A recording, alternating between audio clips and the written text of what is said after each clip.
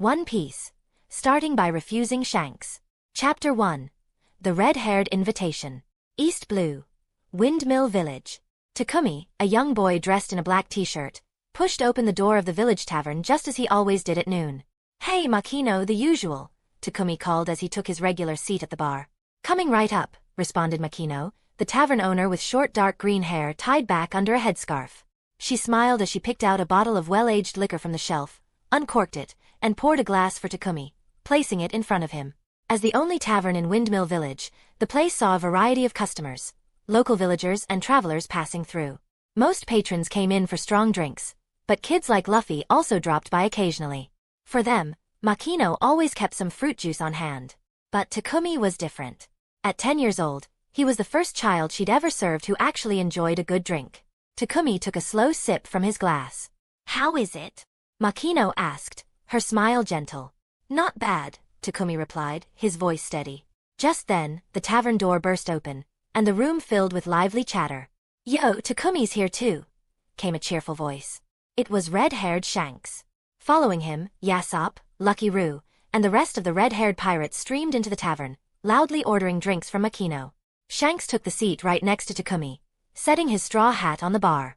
At this point in time, he still had both his arms, having yet to save Luffy from the Sea King. Makino brought out her best bottles for the group. Shanks immediately grabbed one, taking a long swig directly from the bottle before laughing and giving Takumi a hearty slap on the back. "Ha ha ha. Kid, have you got an answer to my question from yesterday?" Takumi calmly set down his glass, his voice casual as he replied, "I'm not interested." "Huh? Just like that? You're really not giving me any room here, huh?" Shanks feigned a wounded expression. The members of the red-haired pirates burst into laughter. "Ha ha ha, the boss got rejected. Can't even convince a kid, huh? You're slipping, boss. Come on, Captain. We're rooting for you." Shanks took another swig of his drink and laughed it off like nothing had happened, joining in the raucous laughter with his crew. The atmosphere was so lively that even Takumi, a transmigrator, couldn't help but crack a smile. Yes, Takumi was a transmigrator. It had been 10 days since he arrived in this world. As a transmigrator, Takumi had received a special ability, a traveler system. Every time he reached a designated location, he was given a check-in task. But it wasn't as simple as just showing up to the location. He had to wait for the progress bar to fill completely to finish the task. The conditions for filling this progress bar were a bit of a mystery. When Takumi first arrived in Windmill Village, the bar was at 30%. After having a drink in Makino's tavern, it went up another 30%. Then, after meeting Shanks and sharing a drink with him, it reached 90%. Once that last 10% was complete, it would be time for Takumi to move on to his next destination. But ever since he met Shanks a week ago, the progress bar hadn't budged. "Hey kid," Shanks suddenly slung an arm around Takumi's shoulders, laughing. "Have you thought about what you want to do in the future?" "Set sail, drink, eat, and see all the sights the world has to offer," Takumi shrugged off Shanks's arm, continuing, "I want to be a free-spirited traveler." Hearing this, Shanks slapped the table and roared with laughter. "Ha ha ha. A traveler? With your talent, don't you think that's a bit of a waste?" "Wait, talent? Did he notice something?" Takumi didn't say anything. Shanks went on, "Kid, others might not see it, but you can't hide it from me." They had only known each other for about a week, but even though Takumi appeared to be just a quiet 10-year-old, the things he said were far more mature than what you'd expect from someone his age. While other patrons sometimes laughed off Takumi's words, he never seemed to care and never argued with them. If it weren't for his young appearance, Shanks might have mistaken him for an experienced adult who had lived through countless stories. In short, even though their time together had been brief, Takumi's easygoing nature had made them fast friends, sharing conversations without reservations. Beyond that, Takumi's strength hadn't gone unnoticed by Shanks. Shanks could tell. This kid had awakened all 3 types of Haki. Haki is a potential power that everyone possesses. This power, which includes things like presence, fighting spirit, and intimidation, can be wielded as an invisible force. There are 3 types: Observation Haki, Armament Haki, and Conqueror's Haki. While most people can train to awaken the first 2, Conqueror's Haki is something only 1 in a million possesses. And Takumi, at just 10 years old, had already awakened all 3. That was terrifying. But what impressed Shanks even more was Takumi's rapid improvement. When Shanks first met him in the tavern a week ago, the kid's Haki was all over the place, clearly awakened, but not yet fully mastered. Yet, every day since, Shanks could feel the kid's aura becoming more stable, his power growing stronger. And Shanks was sure no one in Windmill Village was teaching Takumi. He was doing it all on his own. To stabilize and strengthen Haki in such a short time was something not just anyone could do. This kid was truly terrifying. If they hadn't spent these days together, Shanks wouldn't have believed it was possible for someone to grow so quickly. He was certain that one day, this kid would shake the world. That's why, just yesterday, Shanks had invited Takumi to join his crew, giving him a night to think it over. Even though he'd just been turned down. No matter how much talent you have or how quickly you grow, a 10-year-old alone in the dangerous world of pirates wouldn't get far. Shanks didn't want to see someone as promising as Takumi meet an early end at sea. You've already awakened all 3 types of Haki, haven't you? With your talent, just being a traveler seems like a waste. Shanks wasn't ready to give up. Join my crew. We can travel the world together, drink, eat, live freely, and you'll have a crew of comrades you can trust with your life. Takumi. So, he had noticed after all. Well, this is Shanks, who would go on to become one of the 4 emperors. And Shanks was right. With his easygoing nature, life on Shanks's ship would probably be a lot of fun. Having a group of loyal and interesting comrades was definitely appealing. But Takumi had never intended to join any crew from the start. Shaking his head firmly, Takumi replied, "I'm used to being on my own. No matter how good the offer, I'm not interested. My dream is to be a free traveler, nothing more." Shanks was momentarily stunned. He hadn't expected Takumi to refuse him again. If not for the unwavering determination in Takumi's eyes, he would have tried to persuade him again. "Kid, you better think this through. You're the first person I've invited twice to join my crew. Are you sure you don't want to reconsider?" Red-haired Shanks was a man known for his generosity, open-mindedness, and strong sense of camaraderie. Even without considering his future as one of the 4 emperors, Takumi already respected Shanks as someone he'd like to call a friend. But join his crew? Not a chance. Takumi shook his head again. "My mind's made up. There's no need to try convincing me anymore." As soon as he finished speaking, the system's notification sounded in his mind. Beep beep. Successfully refused red-haired Shanks' invitation. Check-in progress plus 10%. Beep beep. Windmill Village check-in task complete. Congratulations, host. You have acquired full attribute chakra constitution and the fire release. Dragon Flame Jutsu. Chapter 2. Chapter 2. Setting sail. A surprise for everyone. Fire release. Dragon Flame Jutsu? That's one of the powerful fire style techniques from the Naruto universe, where the user channels chakra to create high-temperature flames, molding them into a dragon that can take down enemies with incredible force. Takumi couldn't believe it. He had actually gained a Naruto-style skill while living in the world of One Piece. Despite the excitement, he couldn't help but wonder. If refusing Shanks' invitation was enough to complete his progress, why didn't it work the first time he declined? It seemed Shanks wasn't serious with his initial offer. Takumi quickly brought up his status screen, visible only to him. Name, Takumi. Age, 10 years old. Current check-in location, Shimatsuki Village, 0%. Body type, all attribute chakra. Haki, Armament Haki LV2, Observation Haki LV2, Conqueror's Haki LV2. Skills, Fire Release, Dragon Flame Jutsu, Beginner. System space, 10 by 10 by 10 cubic meters. The 3 types of Haki and the system space were gifts from the Traveler system when Takumi first activated it.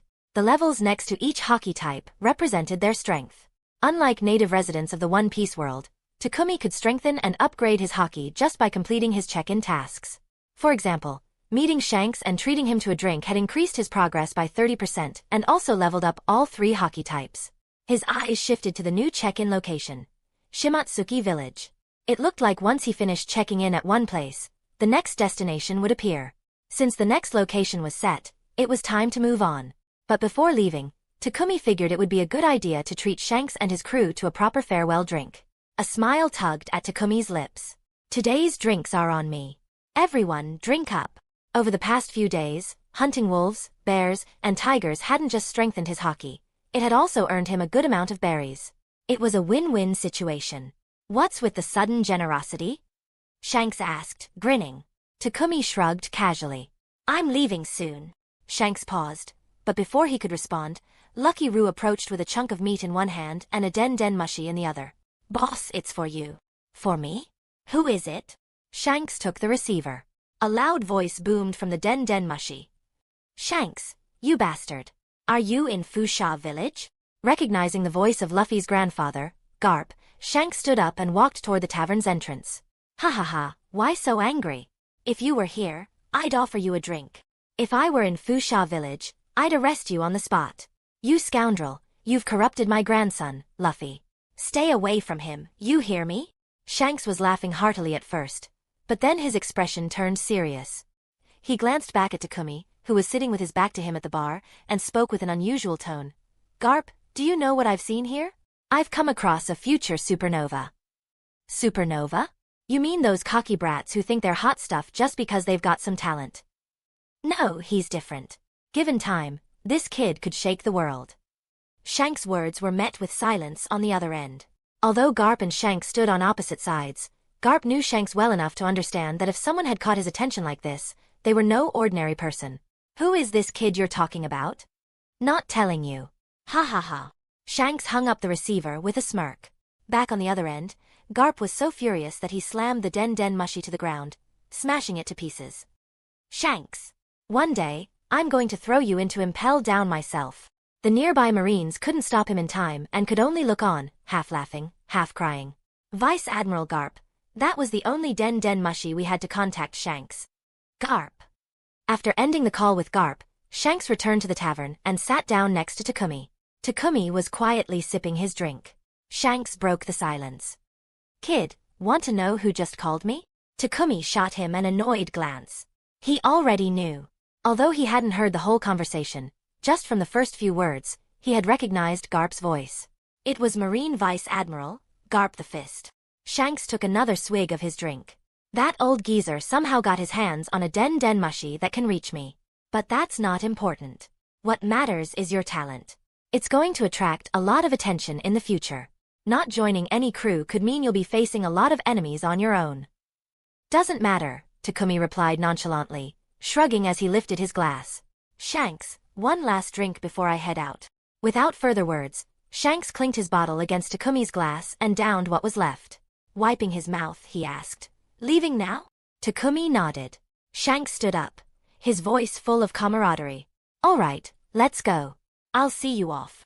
Though Shanks was a bit disappointed that he couldn't recruit Takumi, his easygoing nature made it impossible to dwell on it. He faced everything with a laugh. At the dock, Shanks suddenly asked, Where's your ship? Takumi pointed to a small sailboat that had been anchored for days. Over there.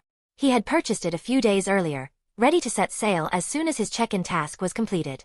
Are you sure that little boat can handle the open sea? Yep. Takumi hopped onto the boat, untying the rope securing it to the dock. I'm off. Next time we meet, it'll probably be on the Grand Line. All right, the next time we meet, we'll have a proper drink together. And kid, if you ever get tired of sailing alone, my door's always open. Yeah, until we meet again. Takumi's small boat slowly drifted away from the dock. His next destination was Shimatsuki village, where Zoro was from. With the system's built-in navigation, Takumi had no worries about getting lost at sea. But just as his boat had barely moved 50 meters from the dock, the water beneath him began to churn violently. Suddenly, a giant sea king, resembling a monstrous crocodile, burst from the waves, jaws wide open, ready to devour Takumi's small boat. Gasps of horror echoed from the villagers on the dock. The Lord of the Coast? It's the Lord of the Coast. Kid, get out of there. Oh no, he's going to get eaten. Someone, please save him. In stark contrast to the villagers' panic, Shanks and his crew remained calm. Shanks knew Takumi was strong, but he had never actually seen the kid in action. This would be a good chance to gauge his abilities. But just in case, he decided to have a backup plan. Hey, Ben Beckman, Yassop. Relax, the kid's fate doesn't end here.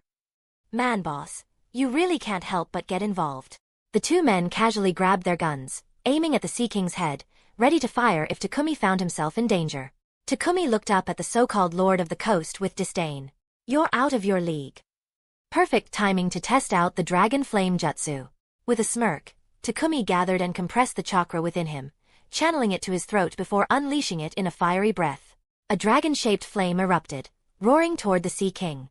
In an instant, the fire dragon pierced through the Sea King's thick hide, dispersing into the air. A wave of intense heat spread out in all directions. The Sea King's eyes rolled back, its massive body crashing into the sea with a colossal splash, without even managing a death roar. From the moment the Sea King appeared to the moment Takumi defeated it, only a few seconds had passed. Everyone on the dock was left slack-jawed, their eyes bulging in disbelief. Even Shanks, despite his calm demeanor, couldn't hide his shock. This kid was holding back the whole time. A fire dragon? Could he be a Logia-type devil fruit user? Chapter 3, Shimatsuki Village. Kushiru's offer. Devil fruits, often called the treasures of the sea, are said to be the embodiment of the sea devil's power. They grant the user incredible abilities, but they also come with a curse, making the eater unable to swim. Because of this, seawater and sea stone, which is a solid form of the sea, are used to subdue and capture devil fruit users. Besides their natural abilities, devil fruits have a higher level of power known as awakening. Awakening isn't something you can achieve just by training. It requires a specific opportunity or catalyst, making it a rare feat to accomplish. The fact that Takumi, at such a young age, possessed all three forms of Haki was already impressive to Shanks. But now, it seemed the kid also had the powers of a devil fruit, likely a powerful Logia-type ability. And judging by the way Takumi used that power, he wasn't just skilled. He was incredibly strong. What a treasure this kid is, Shanks thought. It's a shame he didn't want to join my crew. Turning around with a playful flick of his coat, Shanks called out, "All right, boys, back to the tavern. Let's keep the drinks flowing." As the shocked villagers began to regain their senses, Takumi's small boat had already sailed far from the shore. What? What just happened? Did that kid really take down the Lord of the Coast? Good grief, how old is he? How did he do that? Unbelievable. He defeated the Lord of the Coast in one move. Who is this kid? Does anyone know? I'm not sure. I think he arrived in the village a few days ago. I thought he was just an ordinary child. Guess I was wrong. I remember now. I think I saw him at the tavern. I even laughed at him for trying to drink like an adult. I hope he didn't take it to heart. Meanwhile, on Takumi's boat. Sitting calmly, Takumi reflected on the power of his newly acquired fire release, Dragon Flame Jutsu, and he was fairly satisfied with its performance. As for the murmurs of the villagers back on the dock, he could still hear them despite the distance. Not that he cared much. Takumi opened the system's built-in navigation and set his course for the next destination, Shimatsuki Village. As dusk approached, he finally spotted the small island where Shimatsuki Village was located. After docking his boat, Takumi had barely stepped onto the shore when the system's notification rang in his mind. Ding! Congratulations, Takumi, for arriving at the check-in location, Shimatsuki Village. Progress increased by 10%. Current total progress, 10%. Reward, Cursed Sword Star Fragment, and unlocked skill, Swordsmanship Level 1. Cursed Sword Star Fragment? Takumi thought, intrigued. He was familiar with many famous swords, but Star Fragment didn't ring a bell. Well, let's see what this sword is all about, he mused. With a mere thought, a seemingly ordinary wooden sword appeared in his hand. That's right, a wooden sword. Takumi stared at the handle, where the words Lake Toya were engraved. He was silent for a moment. He wasn't sure about Star Fragment, but Lake Toya? Now that he recognized, that was the wooden sword carried by Jintoki Sakata, the protagonist of Gintama. Ding! System reminder. The Cursed Sword Star Fragment, also known as Lake Toya, is forged from a legendary tree over 10,000 years old, known as the Diamond Tree. This sword can cut through anything, from rocks to meteors, even bullets. It's capable of slicing stars and shattering moons, destroying anything in its path. Slicing stars and shattering moons, huh? Takumi thought. Seems pretty decent. Takumi swung Lake Toya around a bit, and to his surprise, it felt incredibly natural in his hand. He strapped the wooden sword to his waist and started walking toward the village. When he thought of Shimatsuki Village, the first thing that came to mind was Zoro and the Isshin Dojo. Judging by the current timeline, Zoro should have already started training under Kushiru, the dojo's master. And since the first rewards he received upon landing were related to swordsmanship and Lake Toya, it was clear that this check-in task was closely tied to the way of the sword. With that in mind, Takumi decided to pay a visit to Isshin Dojo. After getting directions from some friendly villagers, Takumi soon found himself standing outside the dojo. Even though it was late, the dojo was still brightly lit, and the sounds of children practicing their sword strikes echoed from within. Ding! You have arrived at Isshin Dojo. Progress increased by 10%. Current total progress, 20%. Swordsmanship level increased by 1. Immediately, a warm sensation flowed through Takumi's body, and his mind was filled with the knowledge of level 2 swordsmanship. Unlike the subtle improvement from level 1, the jump to level 2 was something Takumi could clearly feel. He was definitely stronger now. Smiling slightly, Takumi walked boldly into the dojo. Inside, a blue-haired girl led a group of children in practicing their sword strikes. Takumi's eyes were immediately drawn to a green-haired boy among the children and the middle-aged man with glasses, sitting calmly at the side of the dojo, his eyes always smiling. The green-haired boy was, of course, Zoro, and the man was Kushiru, the dojo's master and father of the blue-haired girl, Kuina. Takumi knew Kushiru was a skilled swordsman, but from what he'd heard, the man had never truly revealed the extent of his abilities. At Takumi's current swordsmanship level 2, he stood no chance against Kushiru. The slight noise at the entrance caught Kushiru's attention, and his eyes soon focused on the wooden sword at Takumi's waist. There was a brief flash in Kushiru's glasses. That wooden sword. It doesn't seem ordinary, he thought. Kushiru stood up and walked over to Takumi. The children, who had been practicing their strikes, paused and turned to look at the entrance. You must be from out of town, Kushiru said with a friendly smile. Are you also a swordsman? Takumi gave a small nod but didn't directly answer the question. His intention was just to make a brief appearance, meet Kushiru and Zoro, and then leave. But as he turned to go, Kushiru watched him carefully. Many wouldn't notice, but Kushiru wasn't just anyone. He'd spent a lifetime studying people, and from Takumi's steady gait and composed demeanor, he could tell that this child had incredible strength. From the moment he first laid eyes on him, Kushiru had sensed a calmness in Takumi that most people never achieved in their entire lives. Most people who practice swordsmanship are impatient. But only those who achieve true peace of mind, free from emotional disturbances, can become truly powerful swordsmen. In Takumi, Kushiru saw the potential for greatness. Wait, Kushiru called out. Takumi stopped and turned back, his voice calm. What is it? Kushiru smiled. What's your name? Takumi. Do you enjoy drinking tea? Takumi raised an eyebrow. Tea? If you have some time, why not stay for a cup of tea and some snacks? We could chat for a bit. No thanks, Takumi declined. I prefer drinking sake. Sake? Kushiru looked surprised. Yeah. Kushiru chuckled. Interesting. I happen to have some aged sake I've been saving. Would you like to try some? Aged sake? Takumi was intrigued. All right. Just as Takumi agreed, Kuina approached with a frown. Father, what are you doing? He already refused you, so why are you insisting he stay? Kuina, you don't understand, Kushiru said with a smile. There's much you could learn from Takumi. Learn from him? Father, you must be mistaken. He looks younger than me. Age doesn't determine everything, Kushiru replied. His strength far surpasses yours. What? Him? Kuina wasn't convinced. Gripping her bamboo sword, she pointed it at Takumi. I challenge you. Chapter 4. Chapter 4. Shimatsuki Village. An unexpected surprise. Kuina, who could easily defeat adults, couldn't accept that someone younger than her and from out of town might be stronger. She was determined to prove to Kushiru that she was the best. But Takumi wasn't someone who could be easily provoked. He wasn't here to pick fights, and he found Kuina's challenge rather annoying. Kushiru, with a slightly stern expression, spoke up. Kuina, that's enough. Put down your sword. Father. Kuina protested angrily. I want to prove to you that a girl can become a swordsman, can become the world's best. If you think he's stronger than me, then I'll beat him. Kushiru sighed and rubbed his temples, clearly troubled. Then, turning to Takumi, who looked unimpressed, he said, Sorry about this. Kuina just hates losing. She means no harm. No worries, Takumi replied with a shrug. The fact that Takumi remained so calm even after being challenged only made Kushiru more certain that this kid was special. But Kuina was set on challenging Takumi, and Kushiru thought that maybe letting her face some defeat wouldn't be such a bad idea.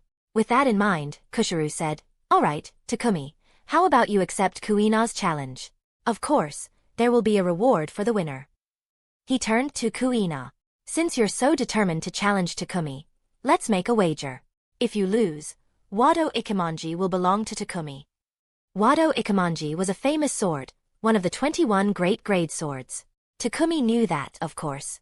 What surprised him was that Kushiru would offer such a valuable sword as the prize for a simple match between children. Kuina couldn't believe it. Father, but Wado Ikemonji is... I know, Kushiru interrupted. This is the risk you take if you insist on challenging Takumi. If you're afraid of losing it, then give up the challenge. A true swordsman should never let fear hold them back. Especially in a fight, letting fear creep in can have disastrous consequences. Kuina glared at Takumi, her eyes filled with defiance and anger. I won't lose. I challenge you. Takumi honestly didn't want to accept this pointless challenge, even if it meant winning a famous sword. Seeing that Takumi wasn't interested in fighting, Kushiro smiled and added, if you win, not only will you get Wado Ikemanji, but I'll also give you 10 jars of aged sake, brewed with a special technique and sealed for nearly a decade. Takumi's eyes flickered with interest. Make it 20 jars. I only have 15.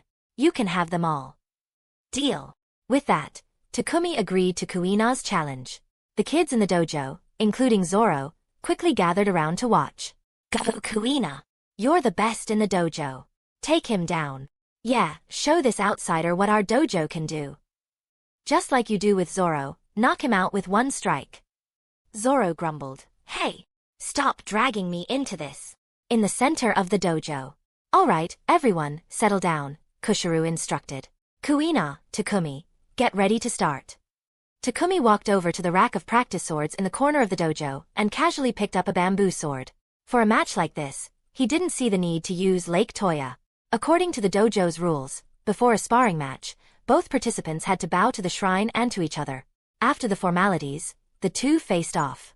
Kuina, gripping her bamboo sword, looked at Takumi with fierce determination. I won't lose. Bring it on, Takumi replied calmly. With a shout, Kuina charged at Takumi, her bamboo sword slashing through the air as she aimed several powerful strikes at his face. Her speed was impressive, and each blow was fueled by her frustration.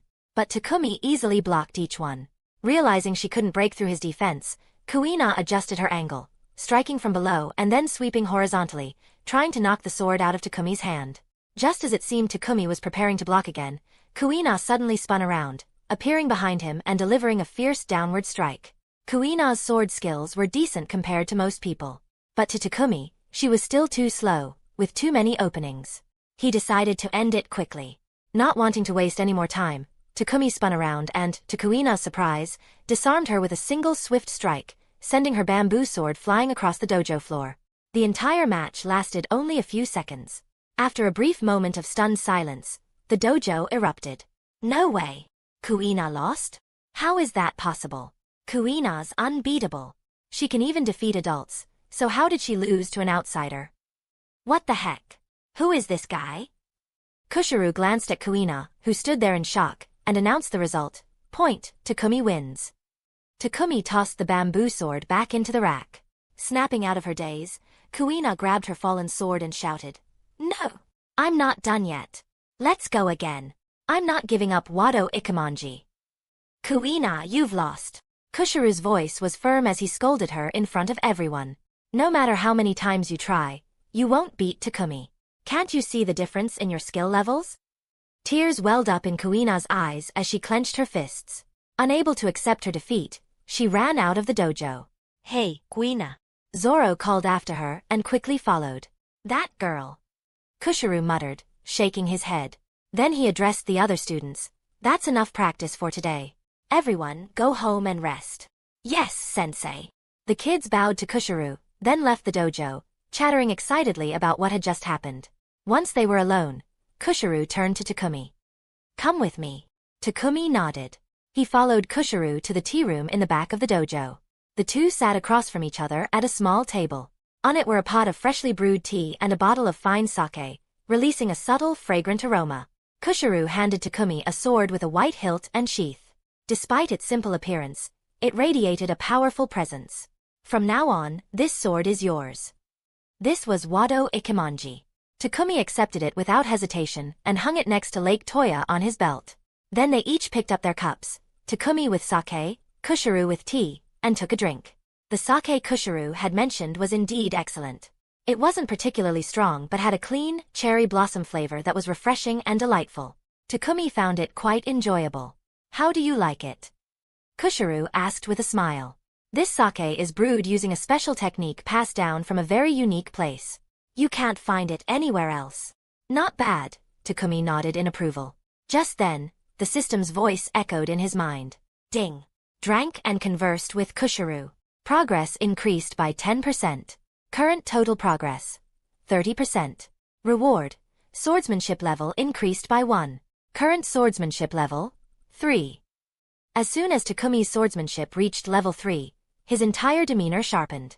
A powerful yet invisible sword aura radiated from him, expanding outwards before quickly dissipating. Takumi was briefly surprised. He hadn't expected that simply sharing a drink with Kushiru would accidentally help him complete a portion of the check in progress. It really was an unexpected surprise. Chapter 5. Chapter 5. Shimatsuki Village. Zoro's request for guidance. In the tea room, two figures, one large and one small, sat facing each other, sipping tea and enjoying sake in peaceful contentment. However, just as Takumi downed another cup of sake, the atmosphere in the room suddenly shifted. A powerful and invisible sword aura radiated from him, filling the small space before quickly dissipating. Kushiru, who had been smiling a moment ago, froze for a second, feeling a slight pressure from the sudden surge of sword energy. His fingers tightened around his teacup, and his gaze toward Takumi changed. Your swordsmanship just improved, didn't it? Kushiru asked, clearly surprised. He couldn't explain what had happened, but he could tell that the Takumi sitting before him now was on a completely different level from the one who had sparred with Kuina earlier. In terms of both understanding and mastery of swordsmanship, Takumi had advanced significantly. This kid really is a swordsmanship prodigy, Kushiru thought. After a moment, Kushiru couldn't help but ask, can you tell me who taught you your sword skills? I taught myself, Takumi replied. Self-taught? Then, you don't have a master? Kushiru asked, surprised. No, Takumi confirmed. So, without any guidance, how did you practice your swordsmanship? Kushiru pressed. That's not something I'm willing to share, Takumi said flatly. Kushiru wasn't the type to pry too much, so he smiled and said, since you don't want to talk about it, I won't ask further. But I have a suggestion. Why don't you stay here at the dojo? There's plenty of sake, and I could teach you more about swordsmanship. The moment Takumi mentioned he didn't have a master, Kushiru had been tempted. A child with such natural talent was rare, and Kushiru wasn't about to let the opportunity slip away easily. No thanks, Takumi declined. I'm a traveler. I don't stay in one place for too long. A traveler? Kushiru echoed, surprised. With your talent, just being a traveler seems like such a waste. If you stay, I can teach you everything I know. I'm sure you could master it all quickly, and then you could continue your travels afterward. No thanks. I appreciate the offer, but I'm not interested in passing down swordsmanship or becoming a revered swordsman. My dream is simply to be a free and unbound traveler, nothing more, Takumi said, using the same reasoning he had given when turning down Shanks. Kushiru tried once more. Are you sure you won't stay? Takumi nodded firmly. I'm sure. Seeing that he couldn't change Takumi's mind, Kushiru sighed in resignation. All right then. I won't press you. How long do you plan to stay in Shimatsuki Village? Takumi thought for a moment. His current progress was only at 30%, and judging by his experience in Fusha Village, it would probably take at least 10 days to complete his task. About half a month, give or take. Half a month, huh? Kushiru nodded, taking a sip of tea. There aren't any inns in the village, so why don't you stay at the dojo until you leave? All right, Takumi agreed without hesitation. After chatting a bit more, Kushiru showed Takumi to a guest room and had the promised sake delivered there as well. Once the 15 large jars of sake were safely stored in his system space, Takumi noticed it was still early, so he decided to take a walk around the village. But just as he stepped into the courtyard, he felt a surge of hostility from behind. He sidestepped just in time to avoid an attack. Under the moonlight, Takumi saw a figure with unmistakable green hair, Zoro, rushing at him with 2 bamboo swords in hand. With a swift chop, Takumi easily knocked Zoro to the ground. Damn it! Zoro shouted, scrambling back to his feet. There's no way Kuina lost to you fairly. You must have cheated. If you're a man, pick up your sword. I challenge you. If I win, you have to give Wado Ikemanji back to Kuina. Takumi couldn't help but roll his eyes.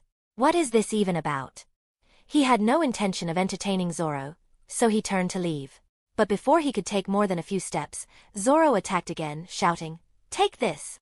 Just like before, Takumi dodged Zoro's wild swings with ease. And, just like before, he ended the exchange with a single chop, sending Zoro to the ground.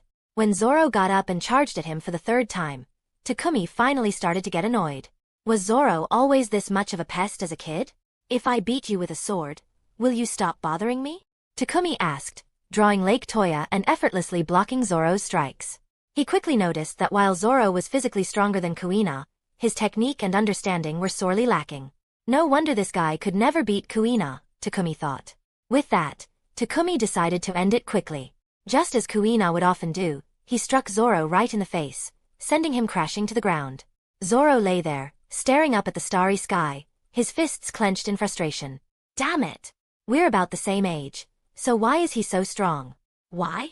The bit of hope he'd been holding on to faded away. He had thought Takumi had cheated to beat Kuina, but now he knew he was wrong. Takumi was just really strong. For the third time, Zoro picked himself up off the ground. He watched Takumi's silhouette as he walked away, conflicted and desperate, but finally, he couldn't hold back. Hey, wait! Takumi turned to look at him. Zoro asked bluntly, how long have you been practicing swordsmanship? Not even half a day. Half a day? Zoro stammered, swallowing nervously. There's no way you could be this good after just half a day. His first instinct was to think that Takumi was messing with him, but something about the way Takumi carried himself made Zoro doubt that. Takumi didn't care if Zoro believed him or not. Believe what you want. I'm leaving. As Takumi turned to go, Zoro quickly moved to block his path. I didn't say I don't believe you. It's just surprising, that's all. Could you at least tell me how you trained? I want to be as strong as you. Takumi hadn't expected Zoro to ask him for guidance. But then he remembered how persistent Zoro could be. If he didn't give him something, Zoro would probably keep hounding him. Might as well give him a few pointers so I can have some peace and quiet, Takumi thought. How long have you been training at the dojo? Takumi asked. Almost a year. Zoro replied. And after a year, all you've learned is to charge ahead and try to overpower your opponent? Takumi said, unimpressed. Well. Zoro faltered. Do you know why you've never been able to beat Kuina? Takumi asked. I don't know. I've worked really hard, but I just can't beat her. Do you know why? Zoro asked, looking desperate. Your fighting style has no technique, Takumi stated bluntly. Right now, your strength is on par with Kuina's, using your two-sword style. But even if you become stronger than her in the future, she'll still be able to beat you with superior skill. From the start, you've been going about this the wrong way. The wrong way? Zoro echoed. So what do I need to do to beat her? In addition to practicing the basics, you need to improve your swordsmanship. Stop relying solely on brute strength and start thinking about your opponent's moves. Learn to counter them. If you're strong enough, you'll be able to spot the flaws in even the most perfect technique. As soon as Takumi finished speaking, a familiar notification chimed in his mind. Ding! Guided Zoro in swordsmanship. Progress increased by 20%. Current total progress. 50%. Reward. Swordsmanship level increased by 1. Current swordsmanship level. 4. Takumi immediately felt a surge of power within him, and an even stronger, more intimidating aura radiated from his body. So that's how it is. Takumi thought. To complete the sign in progress, I need to be involved with key characters. Just from guiding Zoro, I gained 20% progress. What was that just now? Zoro's voice broke into his thoughts. Was it my imagination, or did I just feel something intense? Takumi glanced at Zoro. No wonder this guy will become one of the Pirate King's right-hand men in the future. Bringing the conversation back to the topic at hand, Takumi asked, did you understand what I just explained? Zoro scratched his head, looking a bit confused. So, you're saying I need to think and analyze my opponent's moves, then find a way to counter them? In a real fight, your opponent won't give you much time to analyze their moves, Takumi pointed out. Then what should I do? Zoro asked, starting to panic. You'll have to figure that out for yourself, Takumi said. Then, almost as an afterthought, he asked, do you believe there's a sword in this world that can cut through anything? Zoro paused, his eyes lighting up. Is there really such a sword? Takumi's lips curled into a small smile as he picked up one of Zoro's bamboo swords. Watch closely. Just then, a breeze picked up, and a leaf floated toward them. Takumi slashed at the leaf with a bamboo sword. The leaf drifted gently to the ground, completely unharmed. Zoro couldn't help but scoff. A bamboo sword cutting a leaf? That's impossible. Takumi chuckled but didn't bother explaining. A moment later, there was a loud crack. Not far from where the leaf had landed, A large stone split apart and crumbled into pieces. What the? Zoro gasped. What just happened? How did the stone break? Chapter 6. Chapter 6. Shimatsuki Village. Dragon's Visit. In the quiet courtyard, the pale moonlight stretched the shadows of two small figures standing still. Takumi tossed the bamboo sword back to Zoro, who fumbled to catch it, eyes wide with shock. Wait. Did you really break that rock? But you didn't even swing at it. What just happened? Takumi glanced at Zoro, a small smile playing on his lips. Listen closely, Zoro. In this world, there are swordsmen who can't cut anything, but those same swordsmen can also cut through anything. A truly powerful swordsman can protect what they want to protect and can cut down anything they want to destroy. You've got a long way to go, so keep at it. With that, Takumi gave Zoro a light pat on the shoulder before turning and walking out of the courtyard. The night breeze stirred his hair and clothes as he walked away. Zoro stood there, staring after him, lost in thought. A swordsman who can cut through anything? Or nothing at all. If someone had told him that before, he wouldn't have believed such a person could exist. But Takumi had just shown him that a truly powerful swordsman could indeed do that. With nothing but a simple bamboo sword, Takumi had done the impossible. And they were about the same age. That guy really is a monster, Zoro thought. Hey! What are you doing out here by yourself? Came Kuina's somewhat sharp voice. Zoro snapped out of his thoughts, not even looking at Kuina. His gaze stayed on the shattered rock, his expression serious, eyes full of determination. Kuina, Takumi is really strong. Kuina followed his gaze and saw the broken rock. She immediately guessed that Takumi was responsible but wasn't surprised at all. Pfft! Using Wado Ikemanji to cut a rock? What a waste. No, that's not it. Zoro held up the bamboo sword that Takumi had just used. He did it with this. What? Kuina's eyes flicked to the bamboo sword in disbelief. A bamboo sword? He cut the rock with a bamboo sword? That's impossible. It's true. Zoro insisted. Kuina, I think I'm starting to understand why Sensei says those things to you. Meanwhile, Takumi had left the dojo and was heading to the village's only tavern to try some of the local sake. Sure, the sake Kushiro had given him was special and would last him a while, but that wasn't going to stop him from exploring more drinks. But when he reached the tavern, he found the owner locking up for the night. The tavern owner, wiping sweat from his brow, jumped when he noticed Takumi standing there. Realizing it was just a kid, he asked irritably, Hey kid! Why aren't you home at this hour? What are you doing here? Takumi was a bit annoyed. You're closed at night? The tavern owner blinked, then replied, You must be from out of town. My tavern only operates during the day. If you're here to buy sake for your family, come back in the morning. With that, the tavern owner walked off. Takumi didn't bother arguing and was about to head back to the dojo when he noticed a small stall selling sake gourds. After some thought, he decided to buy one, paid for it, and hooked the new gourd onto his waist. Just then, a group of people in dark green cloaks passed by him. That aura. Takumi turned to look at them. At the same time, the leader of the group glanced back at him. Their eyes met. Takumi's expression remained calm, showing no hint of disturbance. The leader's eyes flickered with a brief moment of surprise. The lanterns of the nearby stalls cast just enough light to reveal the leader's face under the hood, particularly the red tattoo on the left side of his face. Takumi immediately recognized him. Monkey D. Dragon. Leader of the Revolutionary Army, son of the Navy hero Garp, and father of the future pirate king, Luffy. Hey, Dragon, what are you doing? We can't stay here too long. If someone notices us, we're in trouble. Hurry up, whispered a man with an enormous face walking beside Dragon. Another member of the group muttered under his breath. Ivankov, your giant face is already drawing attention. Haha. What did you say? Say that again. Ivankov turned and head-butted the guy. The poor guy who got hit teared up but didn't dare complain. Dragon turned away from Takumi and continued walking, a slight smile tugging at his lips. Interesting. A few minutes later, in the tea room of the dojo's back garden, Kushiro wasn't surprised by the unexpected visitors. I thought you wouldn't be here for a few more days, Kushiro said with a smile, sipping his tea. Looks like your plans went smoothly. More or less, Dragon replied, taking a sip of the tea in front of him. This tea is pretty good. Come on, Kushiro. I want sake. Ivankov whined. You always have sake ready when we visit. Why are you being so stingy today? Kushiro chuckled and shook his head. It's not that I don't want to. I've already given away all my best sake. Huh? No way. You gave it all away? Ivankov exclaimed. I begged you for some, and you wouldn't even give me a single bottle. Who's so important that you gave them all your sake? It must be that kid, Dragon said casually, sipping his tea. Ivankov blinked in confusion.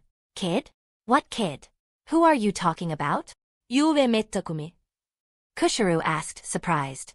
Ivankov scratched his head. Takumi? Who's that? Is he the kid you mentioned? We saw him briefly in the village, Dragon explained. He had Wado Ikemanji and a sake gourd on his waist. He didn't seem scared of me at all, and I could tell that kid is as strong as Kuina.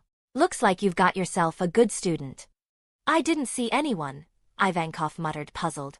I wish he were my student, Kushiru said with a wistful smile. What? Dragon put down his tea, looking at Kushiru in surprise.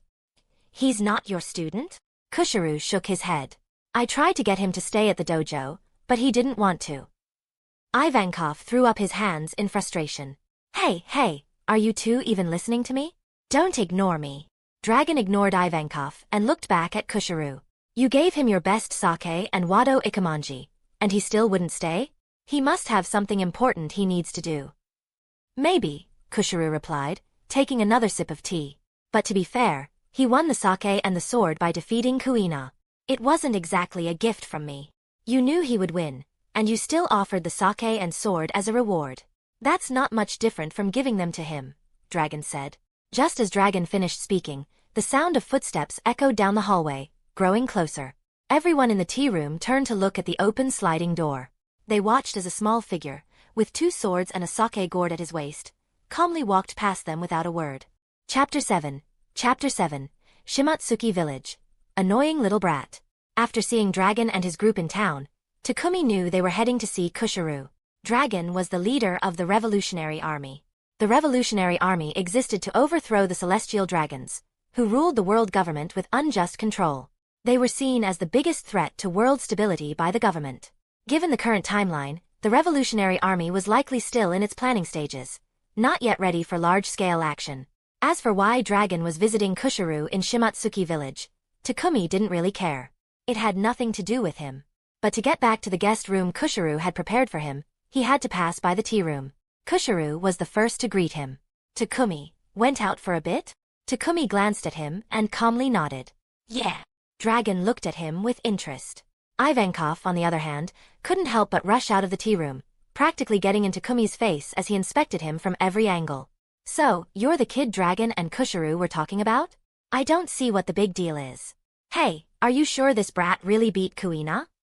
Takumi pushed him away in disgust. Keep your distance. Huh?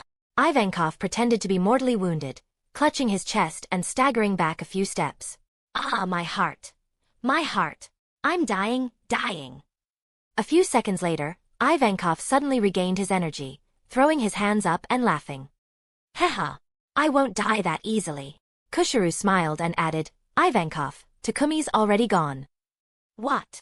Ivankov turned to see that Takumi had indeed already walked away. He was crushed, as if struck by lightning. He slumped to the floor, hugging his knees as a dark shadow fell over him. That little brat actually just left like that. Kushiru chuckled. Ivankov, you're still as lively as ever. Yeah, Dragon said, sipping his tea. Then, putting the cup down, he asked, that kid, Takumi, is he really just a child? HM? What do you mean by that? Kushiru asked. The look in his eyes, the way he carries himself, it's more like a seasoned adult than a kid. I felt the same way. But he really is just a kid, though a remarkably talented one. Kushiru smiled, then his eyes gleamed as he asked, Dragon, do you believe in miracles? Dragon paused, confused. Miracles? What are you talking about? If you'd come a few hours earlier, you would have seen what I mean. Kushiru took another sip of tea, his mind replaying the moment earlier when Takumi's sudden surge in power had momentarily overwhelmed him. The next day, at the crack of dawn, Takumi woke up early. Just as he stepped outside, a figure lunged at him, radiating killing intent. Without even looking, Takumi sidestepped the attack. He'd already sensed the presence waiting outside for a sneak attack. With a simple chop of his hand, he easily knocked his assailant to the ground. Ugh! Zoro face planted into the dirt. Takumi didn't even glance at him as he walked past. Zoro scrambled back to his feet, gripping his two bamboo swords as he followed Takumi, not frustrated by his defeat but rather excited. Takumi, I remember everything you told me yesterday. I thought about it all night, and even though I haven't figured everything out yet, I won't give up. One day, I'll understand everything you said and then surpass you and defeat you. Takumi responded with a disinterested, "Oh, I'm serious." Zoro continued. You might not think much of me now, but that's okay. I'll prove myself to you. I'll work twice as hard and show you that I can do it. Takumi thought, this kid is so annoying. Without another word, Takumi kept walking. As they passed by the tea room, Kushiru's voice suddenly called out, Zoro, it's time for your morning training. Zoro immediately stopped following Takumi, bowing respectfully toward Kushiru. Yes, sensei. Then, with renewed energy, he dashed off toward the dojo. Takumi glanced into the tea room, where Kushiru was sitting and sipping tea. He nodded, thanks. Kushiru smiled. Don't mention it. Are you heading out? Yeah. Without further conversation, Takumi left the dojo and headed into the hills around Shimotsuki village to start his daily hunting routine. Hunting was something he did every day. Fighting against various strong animals not only improved his combat skills and physical strength, but also increased his mastery of Haki. Plus, the animals he hunted could be sold for belly to buy food and, of course, more sake. 2 hours later, Takumi returned, his hunt successful. He gave some of the meat to the dojo as a gesture of goodwill, then headed straight for the village tavern. Much like the first time he'd entered Makino's tavern in Fusha village, his arrival sparked laughter among the customers. Am I seeing things? Did a kid just walk into the tavern? Hey kid! This is a tavern, not a juice bar. Go buy a juice somewhere else, ha ha ha. Look, he's got 2 swords with him. Is he a student from the dojo? Shouldn't he be practicing his sword swings instead of coming to the tavern to put on a show for us? Kid, this isn't the place for you. Go back to the dojo and practice your sword swings. Ha ha ha. Ignoring them, Takumi walked up to the bar. He casually hopped onto a bar stool and tossed a handful of belly onto the counter. Give me your best sake. Sure thing, the tavern owner said, wiping a glass as he turned around. When he saw Takumi, he recognized him immediately. Hey, you're the kid from last night. You actually came. Where are your parents? Didn't they come with you? Takumi wasn't in the mood for small talk. He tapped the counter lightly. The tavern owner looked down, then smiled as he pocketed the belly. Pretty impressive, drinking sake at your age. He quickly poured Takumi a glass of their house special, a strong sorghum liquor. Takumi took a sip, savoring the rich flavor that spread through his mouth. It wasn't quite as good as the sake Kushiru had given him, but it was still pretty decent. Satisfied, Takumi unhooked the gourd from his waist and placed it on the counter, along with more belly. Fill it up. The tavern owner nodded, took the money, and filled the gourd before handing it back. In the time it took to fill the gourd, Takumi had already finished the glass of sorghum liquor. The tavern owner noticed that Takumi's face wasn't even slightly flushed, and he seemed completely unaffected. Impressed, he gave Takumi a thumbs up. I didn't expect it, but you've got quite the tolerance for alcohol for someone your age. At that moment, the tavern door burst open, and a man rushed in, heading straight for the most crowded table.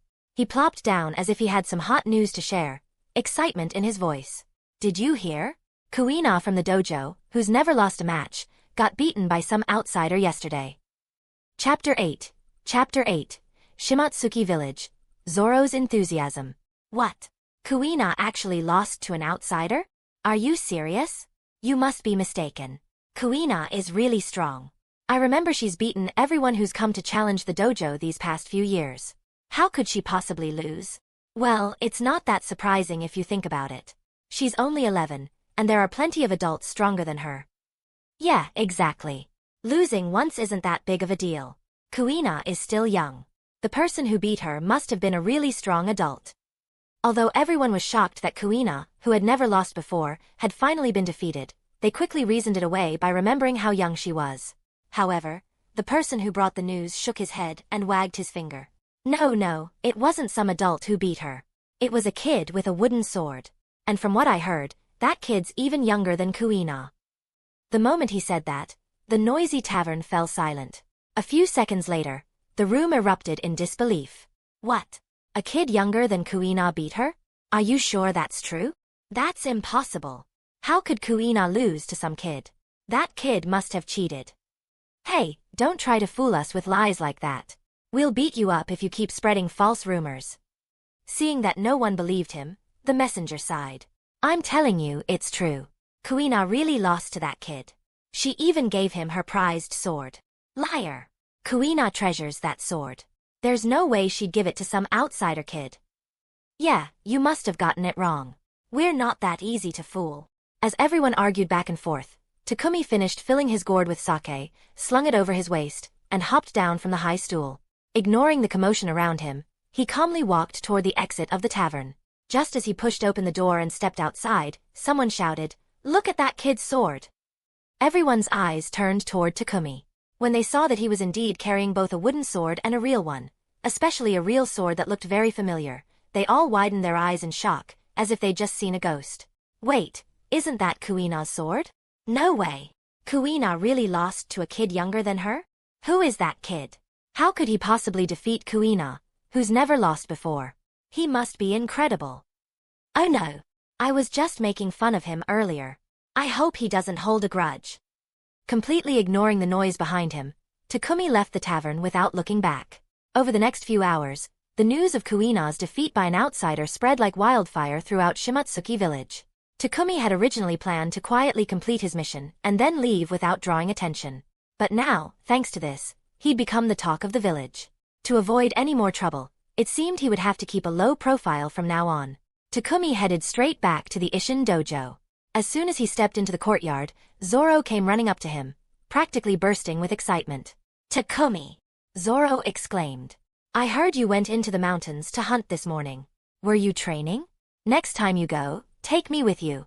Takumi felt a wave of exasperation. Here we go again. This annoying brat. He ignored Zoro and walked past him. But Zoro, undeterred by Takumi's cold shoulder, stuck to him like glue. "I've already finished my basic training for today. How about we go into the mountains to train right now?" Despite Zoro's enthusiasm, Takumi continued to give him the silent treatment. Seeing that Takumi still wasn't responding, Zoro refused to back down. "You said I need to learn to counter moves as they come, right? But just thinking about it isn't enough. I have to keep fighting stronger people to really understand it. So, I've decided that in addition to challenging Kuina every day, I'm going to fight you too." Takumi suddenly stopped in his tracks. He was seriously not interested. "Don't bother me." Zoro stopped as well, looking puzzled. "Why not?" "I don't have time," Takumi replied bluntly. "Huh?" Zoro asked in surprise.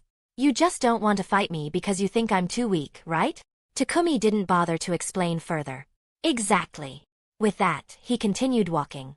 Zoro watched him go, gripping his bamboo swords tightly. After a moment of hesitation, he suddenly yelled and charged at Takumi from behind.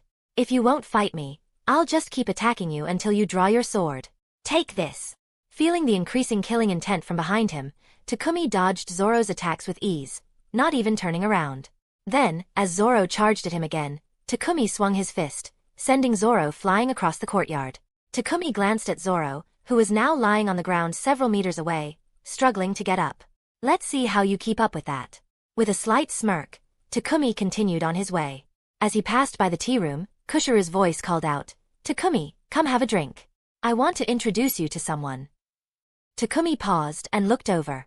He saw that Kushiru was sitting with Dragon, who had arrived the previous night.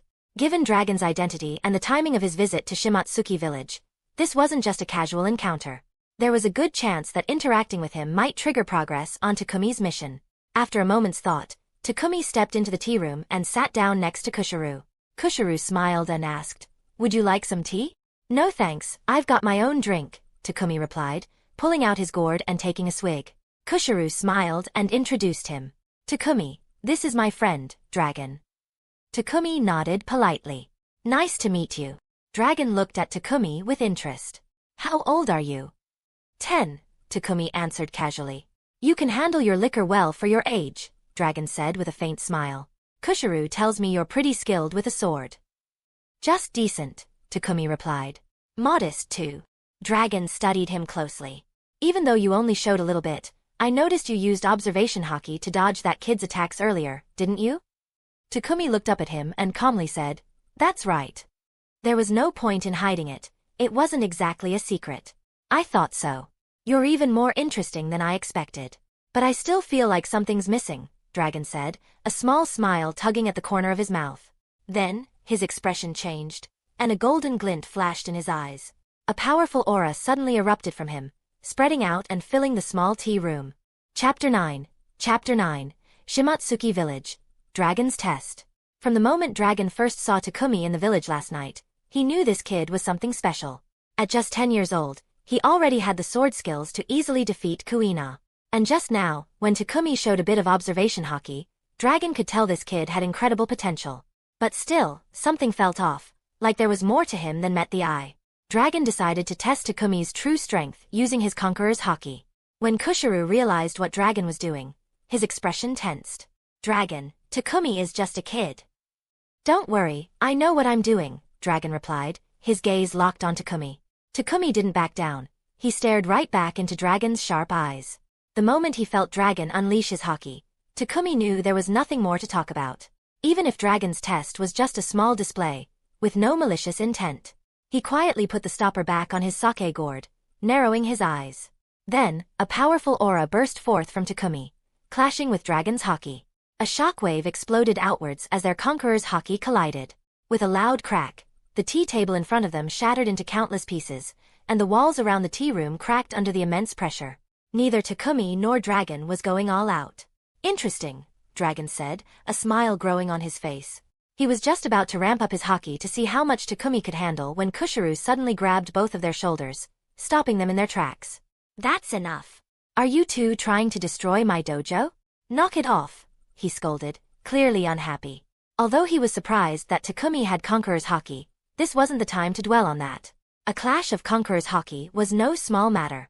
If they weren't careful, they could easily demolish the entire dojo, maybe even the whole village. Kushiru could see that neither of them was using their full power, but even this little test had caused significant damage.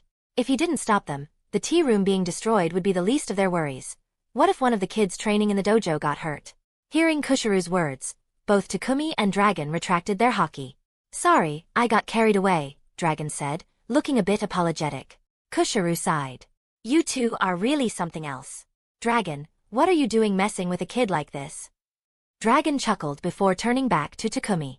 Takumi, have you ever heard of the Revolutionary Army? Takumi stared at Dragon, feeling a bit exasperated.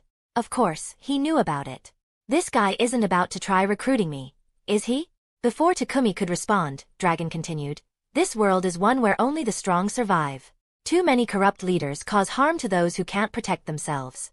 The Revolutionary Army exists to overthrow the oppressive rule of the celestial dragons and the world government, to liberate the oppressed, and to create a world that's more harmonious, equal, and free. After a brief pause, Dragon added, I've heard you want to be a traveler. But why waste your talents on that? Join the Revolutionary Army and help me bring down this decaying world and bring light to it. What do you say? Not interested, Takumi replied bluntly. Whether it's the Revolutionary Army, the Navy, or pirates, I don't care. I just want to be a free traveler with no strings attached. Whatever you plan to do in the future, no matter how noble, it's got nothing to do with me. Just as Takumi finished speaking, a familiar sound echoed in his mind. Ding. Interacted with the leader of the Revolutionary Army, Dragon. Progress. Plus 10%. Current progress. 60%. Reward, Conqueror's Haki level plus 1, current Conqueror's Haki level, LV3. Immediately, Takumi felt a surge of power as his Haki level increased, making him feel even stronger. But before he could fully enjoy the sensation, the system chimed again. Ding. Rejected the invitation from Dragon, leader of the Revolutionary Army. Progress. Plus 10%. Current progress. 70%. Takumi was momentarily stunned, then couldn't help but feel pleased. A 20% boost in progress. Looks like I was right. Dragon's appearance wasn't random. Interacting with him really did help complete my mission. But even with 2 progress boosts, I only got 1 reward. After thinking it over, Takumi realized something. The rewards from the sign-in missions are likely tied to the people I interact with. And it seems like I can only get 1 reward per person. Both Dragon and Kushiru noticed the change in Takumi's aura as his Haki level rose. They both had the same thought. This kid just got stronger. He hadn't done anything special, just a brief clash of Haki, but his strength had somehow increased. Did he have some kind of sudden breakthrough? Dragon's gaze, which had been one of admiration, now turned into one of eager anticipation. Now he understood what Kushiru meant when he said Takumi was a miracle. At just 10 years old, this kid had an extraordinary gift and strength. He was sure to become a key figure capable of shifting the tides in any situation. If they let him slip through their fingers, it would be a huge loss for the Revolutionary Army. With that thought, Dragon couldn't help but speak up again. I get it, you want freedom and no strings attached. But you're still just a kid, only 10 years old. Traveling alone is dangerous. If you join the Revolutionary Army, at least until you've fully grown, we can be your safety net. No. Takumi's response was firm. I don't need a safety net, and I won't join any group. It's no use trying to convince me. Takumi, Dragon started, but Takumi cut him off, standing up. I'm leaving, he said, walking out of the now destroyed tea room. Kushiru didn't stop him. Dragon sighed, rubbing his temples. That kid is stubborn as a mule. Kushiru laughed. Takumi's a kid who knows exactly what he wants. Convincing him isn't going to be easy. Outside in the courtyard, Zoro, who had been knocked down by Takumi earlier, had landed right in front of the tea room door. After struggling to his feet, aching all over, he muttered, "Damn, that was a hard hit." But when he looked toward the open tea room, he caught a glimpse of the moment when Dragon and Takumi's Haki collided. What the? Zoro was stunned, frozen in place. It wasn't until Takumi walked out of the tea room, seemingly unbothered, that Zoro snapped out of it. As he watched Takumi's figure disappear into the distance, Zoro's eyes glimmered with determination. His grip tightened on his bamboo sword. Chapter 10, Shimatsuki Village. The results of training. The next day, early in the morning, Takumi left the Isshin dojo and headed into the valleys surrounding Shimatsuki Village for his usual hunting practice. This time, though, he had a little shadow following him, a very determined but not very skilled stalker. Zoro, while not as talented or strong as Kuina, was undoubtedly the earliest riser and the hardest worker in the dojo. Normally, at this hour, he would be inside practicing his basics. But today, he had decided to secretly follow Takumi into the mountains. Watching Takumi, who was getting farther and farther away as he walked deeper into the valley, Zoro whispered to himself, "If you won't take me, I'll follow you myself." However, a few minutes later, after he had run as fast as he could, trying to catch up with the person who was moving farther and farther away, he lost sight of Takumi. But instead of being discouraged, Zoro was even more fired up. As expected of Takumi, he's so fast that I couldn't keep up even when I gave it my all. Amazing. Tomorrow, I'll definitely catch up to him. Takumi had noticed Zoro trailing him from the start, but he didn't want to be bothered, so he had deliberately lost him. After finishing his hunt, Takumi returned to the Isshin dojo with his catch. Later that afternoon, Takumi headed to the village tavern with an empty sake gourd. As soon as he walked in, the place was buzzing with noise. Hey, the kid who beat Kuina is here. Kid, how did you manage to beat Kuina? Tell us. I think his name's Takumi. Never seen you before. Where are you from? Hey, don't ignore us. Are you here in Shimatsuki Village all by yourself? Ignoring the questions, Takumi walked straight to the bar, placed a handful of berries and the empty gourd on the counter. Fill it up. The tavern owner smiled awkwardly. Sure, just a moment. After filling the gourd and handing it back to Takumi, the owner asked, Kid, have you joined Kushiru's dojo yet? Takumi casually replied, No. He took the filled gourd and, amidst the murmurs of dissatisfaction from the other patrons, left the tavern without another word. The tavern owner chuckled, shaking his head. That kid's got a real attitude. Back at the dojo, as he passed the training grounds, Kuina suddenly called out to him. Takumi, let's have another match. Losing to him last time, and with it, the Wado Ikemanji, had been a huge blow to her. She wasn't happy about it.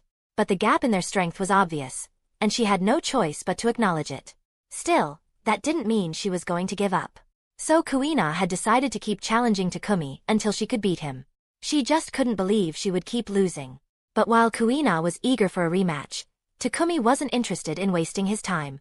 He walked past her without saying a word, rejecting her challenge with his actions. Seeing him ignore her, Kuina quickly chased after him. Takumi, I'm seriously challenging you. Why won't you respond? But Takumi kept silent, not intending to acknowledge her at all. You! Kuina's temper flared. Kuina! Just then, Zoro appeared, stopping Kuina before she could confront Takumi. Let's have a match. I want to fight Takumi. Get out of my way. Zoro persisted. If he wanted to fight you, he would have gone to the dojo already. You're just wasting your time following him. Having experienced something similar himself, Zoro knew what he was talking about.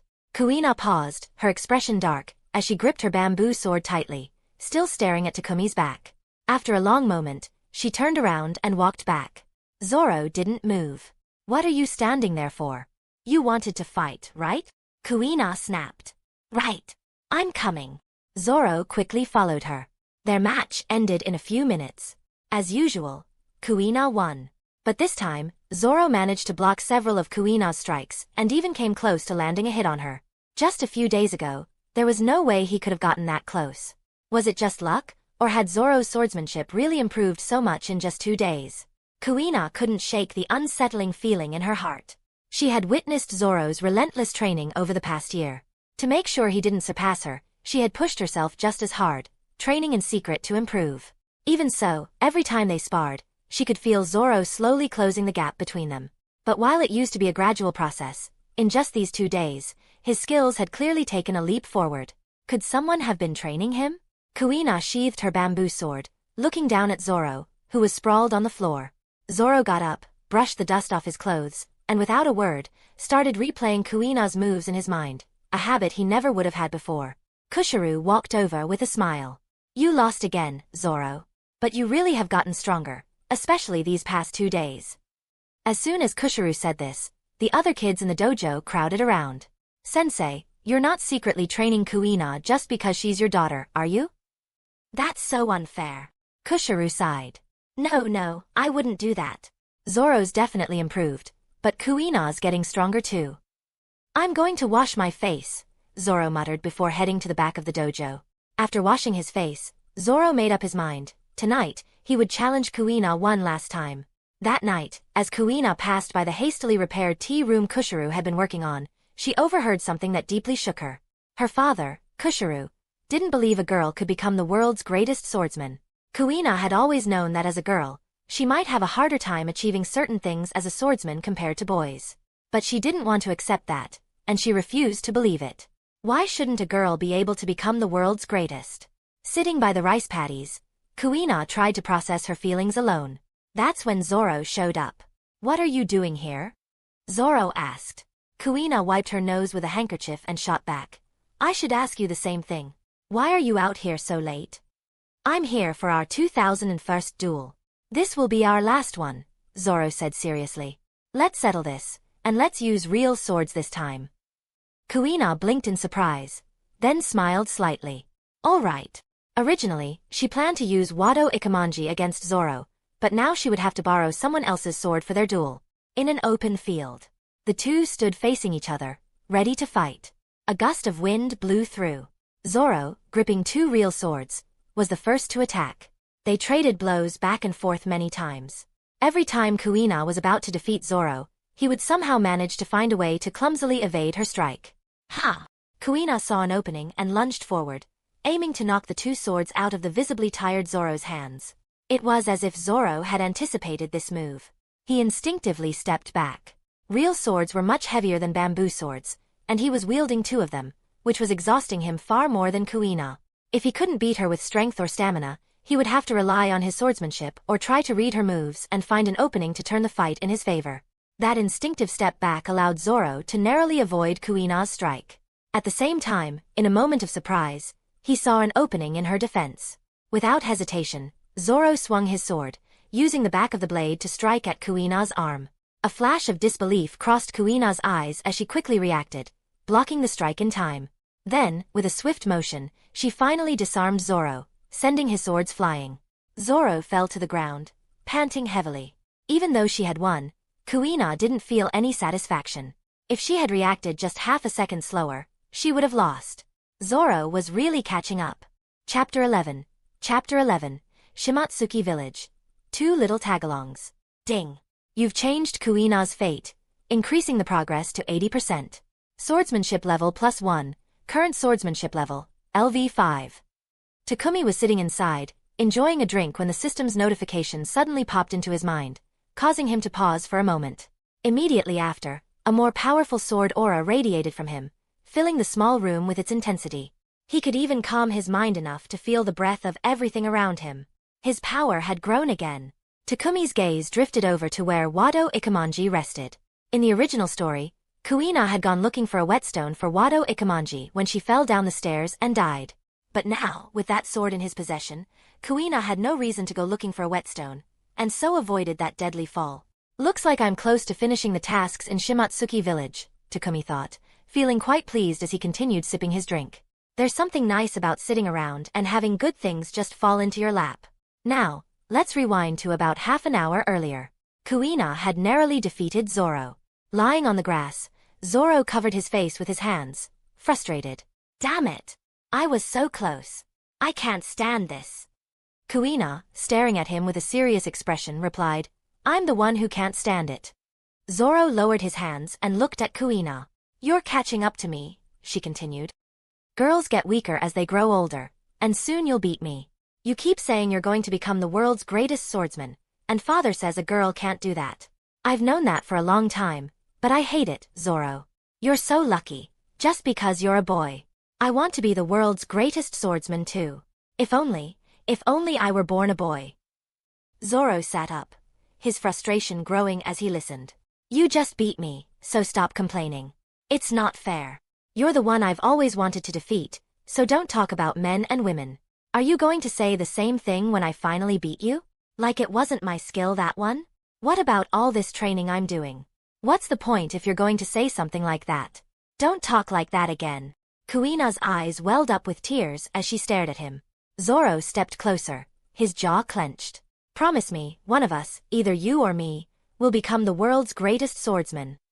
Kuina was startled by the determination in his eyes, but then she smiled. Idiot, you're still weaker than me. Then it's settled. Zoro insisted, holding out his hand. But before we become the greatest, let's see who can beat Takumi first. Kuina's eyes lit up as she took his hand with a smile. All right, it's a deal. But you better watch out because I'm going to beat him first. The next day, Takumi, as usual, woke up early to go hunting in the valley. But this time, instead of one little shadow following him, there were two. And, as if they had planned it, those two kept challenging him to duels, one after the other. When he refused, they even tried to ambush him. Of course, Takumi knocked them both down every time. This went on for several days, no matter how many times Takumi defeated them. Their enthusiasm was unshakable, and they continued their daily routine of challenges and sneak attacks with undying persistence. Kushiro, watching from the sidelines, always smiled, never once stopping his daughter and disciple from their relentless pursuit. He clearly didn't mind them pestering Takumi like this. One evening, after Takumi had knocked Zoro and Kuina down for the umpteenth time in the dojo's backyard, Kushiro smiled and waved him over from the corridor. Takumi, can I talk to you for a minute? Takumi glanced over at him. Dragon was there too. It looked like Dragon was getting ready to leave. Takumi walked over. Dragon smiled. I've stayed here too long. It's time for me to go. Okay, Takumi replied nonchalantly. Dragon continued. Are you sure you don't want to reconsider coming with me? Nope, Takumi replied bluntly. Seeing that Takumi was truly uninterested, Dragon sighed and gave up, for now. Alright then, if you ever run into trouble, you can find me in Baltaigo. Baltaigo was the Revolutionary Army's headquarters. Takumi nodded absent-mindedly. Dragon smiled, then turned to Kushiro. Thanks for helping with the food supplies. Kushiro smiled back. It's no problem. So, what's next for you? The Kingdom of Goa and Windmill Village aren't far from here. It's been a while since you've been back. Aren't you going to visit? No, Dragon shook his head. It's not the right time yet. Maybe later. Kushiro nodded. Alright, just let me know when you plan to visit again. Will do, Dragon replied, and without further conversation, he left Shimatsuki village before nightfall.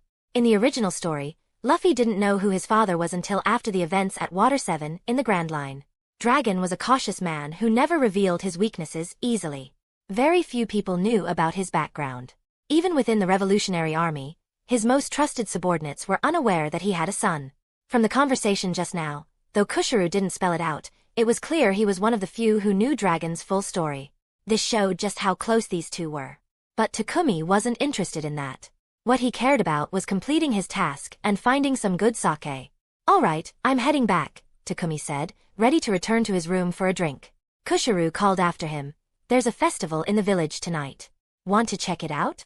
"Nope," Takumi replied, not missing a beat. Just then, Zoro and Kuina came running over. Zoro, excited, said, "Shimatsuki village has a big festival at the end of every month. It's a lot of fun, Takumi. Come with us." Kuina, with a touch of pride, added, "I'm not really into festivals, but if you're going, I suppose I can tag along." Takumi sighed. Takumi refused again. Not interested. Kushiru smiled. "You know, a lot of villagers bring out their homemade sake for these festivals. Each one has its own unique flavor. You can't buy these at the tavern, you know." Takumi paused mid-step as he was heading back to his room. Kushiru looked at Zoro and Kuina. "Well? What are you two waiting for?" The two of them grinned at each other, then grabbed Takumi by the arms, one on each side, and started dragging him toward the village. "Mrs. Sugimoto's sake is supposed to be really good," Kuina suggested. "Whenever Dragon's friend, the one with the really big face who's kind of scary, comes to the village, he always buys sake from her. Normally, she doesn't sell her sake to just anyone, but since Dragon and my dad are close, she makes an exception for them even when it's not festival time." "Is sake really that good?" Zoro wondered. "I tried some once, but I thought juice was better."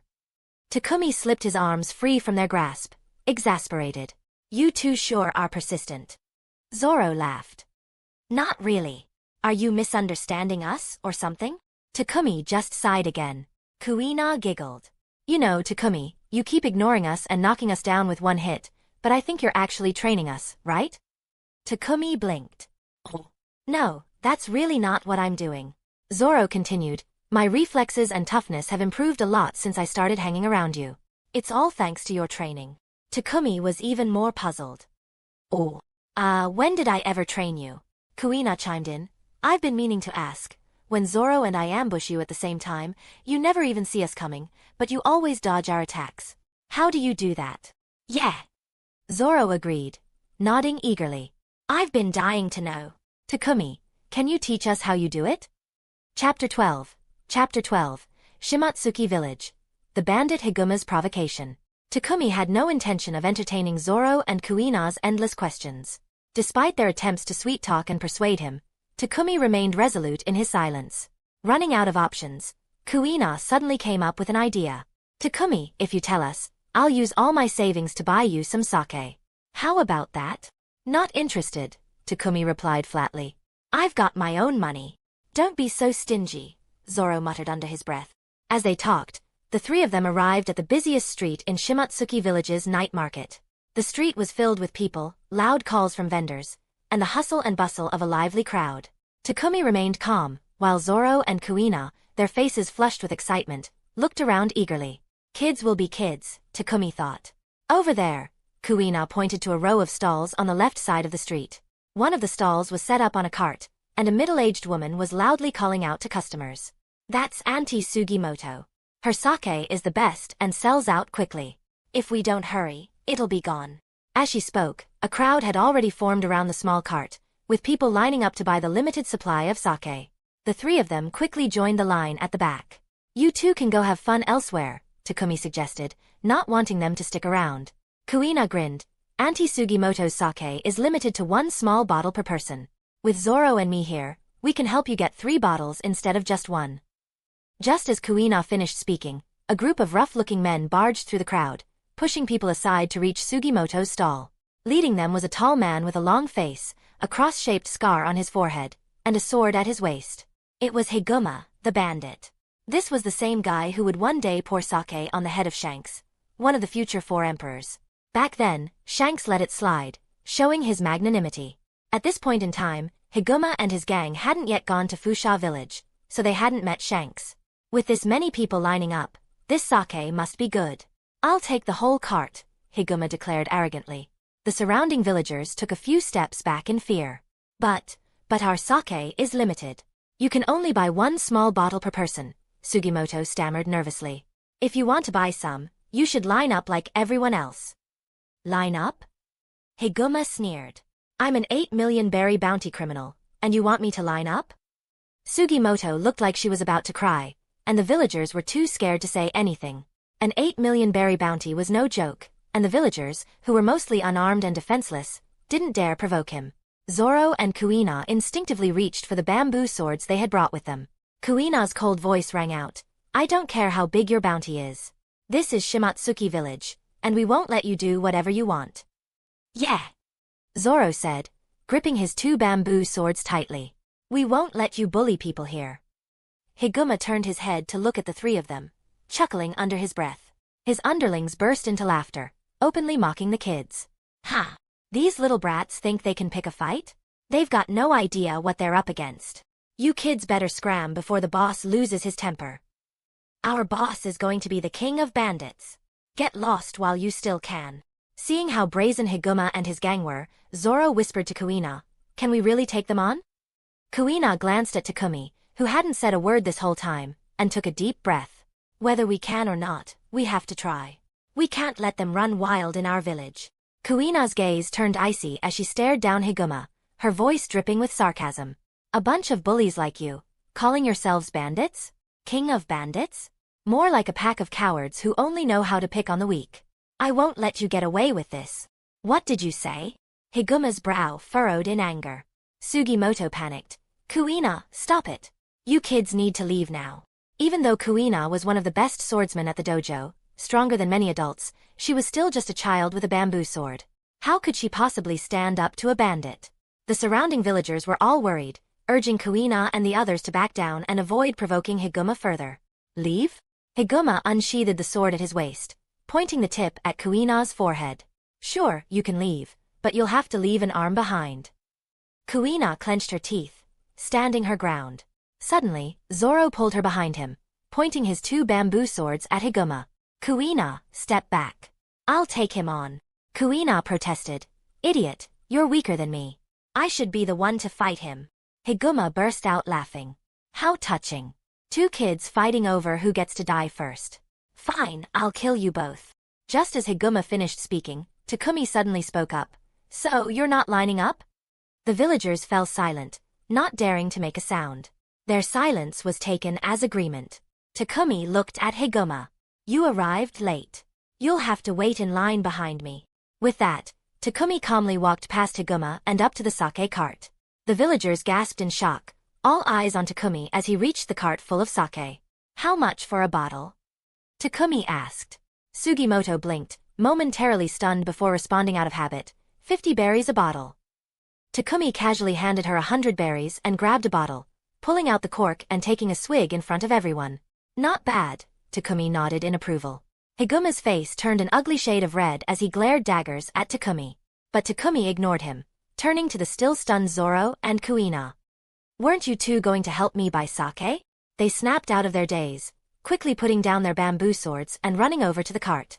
Higuma pressed the tip of his sword against Takumi's neck, his tone dark. "Hey brat, who said you could buy sake?" Takumi glanced at him, his voice calm. "Shed your sword." To everyone's surprise, Higuma actually moved his sword away. But in the next second, a murderous glint flashed in his eyes as he swung the sword straight at Takumi's neck. "Run, Takumi!" someone shouted. "He's going to die!" another villager cried out. "Somebody save him! Where's Kushiro? Is it too late to get him?" Voices of concern and panic filled the air. Zoro and Kuina couldn't help but break out in a cold sweat. But as Higuma's sword was about to reach him, Takumi casually stepped back half a step. The sword's tip missed his throat by a mere centimeter. Higuma's eye twitched. When had he ever been humiliated like this? And by a kid, no less. He was furious now. "Brat! You're dead!" Higuma roared, raising his sword to strike. Takumi still didn't pay him any attention. Instead, he turned to Zoro and Kuina. "Buy the sake." "Really? You're still thinking about drinking at a time like this?" Kuina muttered, exasperated, but she obediently paid for the sake. She and Zoro each picked up a bottle. Chapter 13. Shimatsuki Village, the price of arrogance. Higuma, the bandit leader, had never felt such a blow to his pride. Every swing of his sword was driven by pure anger and the intent to kill. But no matter how hard he tried, Takumi dodged every attack with ease. Frustrated by his failure to land a hit, Higuma turned his attention to Zoro and Kuina, who were each holding jars of sake. Without wasting time, he redirected his attack towards Zoro, who was closest. Zoro instinctively stepped back, but he was still within Higuma's reach. Damn it, Zoro muttered, his face tight with tension. He wanted to draw his sword, but his hands were full with the jar, leaving him helpless. You're dead, Higuma roared, swinging his sword with all his might. Kuina wanted to help, but she was in the same predicament, both hands full with the jar. Just as Higuma's blade was about to connect, Takumi appeared in front of Zoro. With one swift motion, he drew his Wado Ikemanji and sliced Higuma's sword clean in half. Takumi wasn't concerned about Zoro's safety. He was more worried about keeping the sake intact.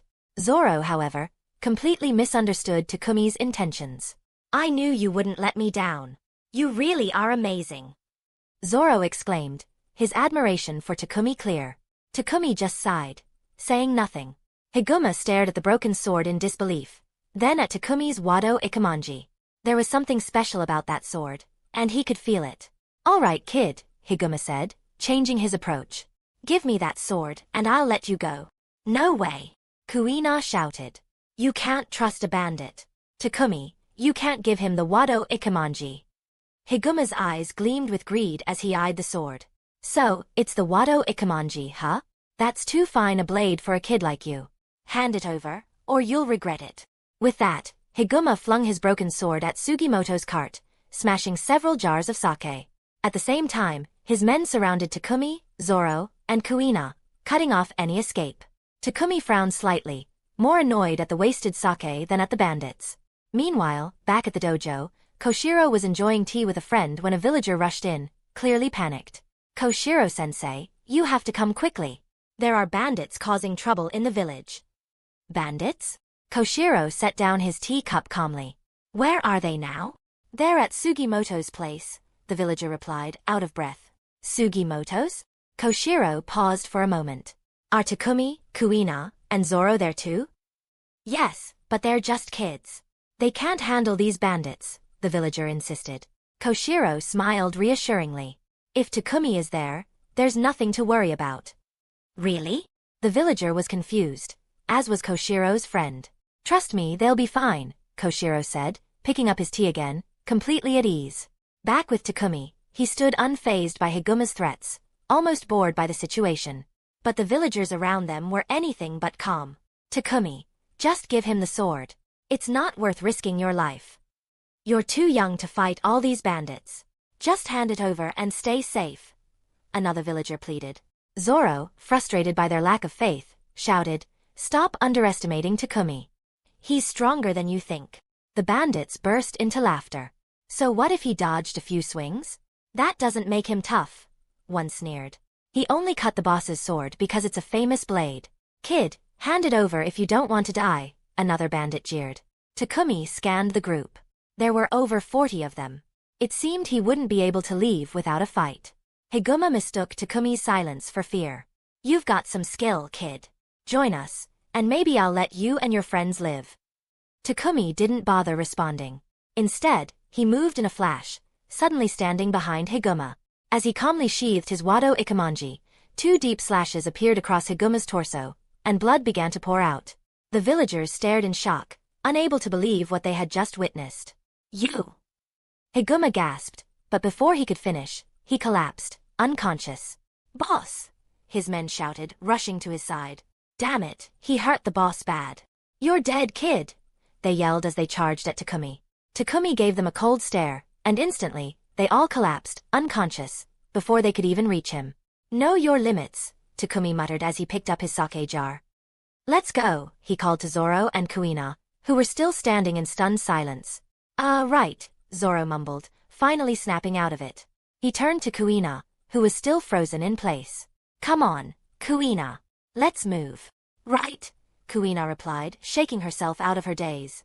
She couldn't help but feel a mix of awe and fear at Takumi's overwhelming strength.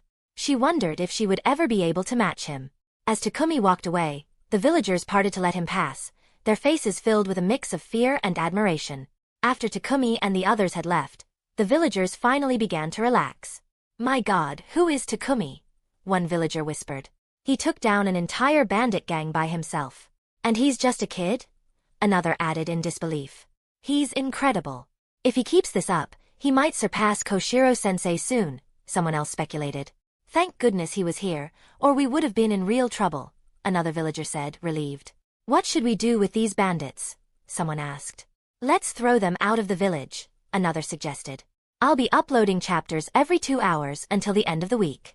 Support me on Ko-Fi at ko-fi.com/gear to read even more. Chapter 14. Chapter 14. Shimotsuki Village, Zoro's Resolve. On the way back to the dojo, Zoro and Kuina walked on either side of Takumi, each carrying a jar of sake. Zoro couldn't contain his curiosity and asked, Takumi, that move you used earlier was so fast, I didn't even see it clearly. What did you do to take down that bandit leader? Takumi responded casually, it was a one-sword style IAI technique. That sounds so cool. Zoro's eyes lit up. Kuina, who had been quiet for a while, asked, and how did you knock out all those bandits at once? Haki, Takumi answered. Haki? Zoro and Kuina echoed in unison. Zoro asked curiously, what's Haki? Takumi didn't reply. He wasn't the kind of person to answer every question, only speaking when he felt like it. Seeing that Takumi didn't want to explain further, Zoro wisely chose not to press the matter. The three of them continued walking in silence. As they neared the dojo, Zoro suddenly made a decision. After almost getting cut down by that bandit, I've decided, starting tomorrow, I'm going to train in three-sword style. Takumi wasn't surprised at all, knowing that Zoro was destined to become a powerful swordsman using the three-sword style. However, Kuina was puzzled. You already struggle with 2 real swords, and now you want to use 3? Are you crazy? How are you going to hold the 3rd sword? I'll hold it in my mouth, Zoro said with determination. I won't let myself be so helpless again. Even if it seems impossible, I'll fight with my swords rather than stand there waiting to be saved. In truth, over the past year, Zoro had been working on his biting strength, but he hadn't fully committed to learning the three-sword style until now. Kuina stared at him for a long time. You're an idiot. Aren't you afraid you'll break your teeth? Handling 3 swords takes a lot more energy than just 2. If you're serious about this, you'll have to train much harder to keep up with the demands of 3 swords. I know, Zoro replied with a grin. I've already prepared myself to give everything I've got, every single day, pushing myself to the limit. Takumi didn't say anything. There was nothing more to add. As the 3 of them passed the lit hallway of the tea room behind the dojo, Kushiro, who was seated inside, smiled and said, Good job today, Takumi. Yeah, Takumi replied casually, not stopping as he continued walking. After delivering the sake jars to Takumi's room, Zoro and Kuina quickly returned to the tea room, eager to speak with Kushiro. They both looked at him expectantly. What's on your mind? Do you want to ask me something? Kushiro asked with a smile. Kuina spoke up quickly. Father, what is Haki? How did you hear about Haki? Kushiro thought for a moment before asking, did Takumi use Haki to deal with those bandits? Yes. Zoro nodded enthusiastically. Sensei, you weren't there, but Takumi was amazing. He took down the bandit leader with just 1 move. Oh, that's very impressive, Kushiro said, taking a sip of tea. Yeah, super impressive, Zoro said with admiration. The move was called One Sword Style IAI, right? Such a cool name. Kushiro paused for a moment. As expected, he's naturally gifted. He's even mastered IAI. Zoro's eyes sparkled. Sensei, can you teach me too? I want to learn it. Kushiro smiled. I can teach you, but not right now. First, you need to master the basics. Kuina, not satisfied, pressed on. Father, you still haven't explained what Haki is. Kushiro continued to smile. Haki is the manifestation of one's willpower, and it comes in 3 types. Observation Haki, Armament Haki, and Conqueror's Haki. It's a power that everyone has the potential to awaken. Kushiro then gave Zoro and Kuina a simple explanation of Haki, and the two became increasingly excited and eager as they listened. In the days that followed, Takumi continued with his usual routine, spending his days hunting, drinking at the tavern, and returning to the dojo to drink more. Almost without realizing it, he had already spent nearly 20 days in Shimotsuki village. He had tried every type of sake in the tavern, and had hunted almost all the beasts in the surrounding valleys. It was time to complete the last 20% of his progress and leave. Earlier in Windmill village, he had completed 2 progress tasks with the help of Shanks. In Shimotsuki village, he had completed 2 tasks with the help of Dragon. But he still had unfinished tasks with Kushiro and Zoro, each of whom only counted for 1 task so far. It seemed likely that the final task would involve either Kushiro or Zoro. Maybe a sparring match with Kushiru would do the trick. With that in mind, Takumi, who had finished his hunting for the day, decided to head back to the dojo to find Kushiru. He hadn't walked far when he saw someone running toward him with 3 real swords strapped to their waist. It was Zoro. Since the incident with Higuma, Zoro and Kuina hadn't bothered Takumi much. He had been enjoying a peaceful life, but now, Zoro was approaching him with purpose. What does this guy want now? Takumi wondered, continuing to walk forward with his usual indifferent expression. Takumi, spar with me. Zoro called out enthusiastically as he reached Takumi. Just like before, Takumi moved to walk past him, not interested in fighting. Seeing this, Zoro quickly followed, talking as he walked. I'm not the same as before. I've been training hard every day, and now I can fight Kuina to a draw using 3-sword style. Takumi responded with a disinterested, "Oh." Zoro continued, "And I've figured it out. I won't try to sneak attack you anymore. From now on, I'll challenge you head-on." Takumi said nothing. Zoro ran ahead and stopped about 50 meters in front of Takumi. Facing him, Zoro took a sword in his mouth and gripped the other 2 in his hands, ready to fight. As Takumi got within 10 meters of him, Zoro crossed his arms, holding the 2 swords parallel to the one in his mouth. "Takumi, accept my challenge," Zoro said through gritted teeth, his words slightly muffled by the sword in his mouth.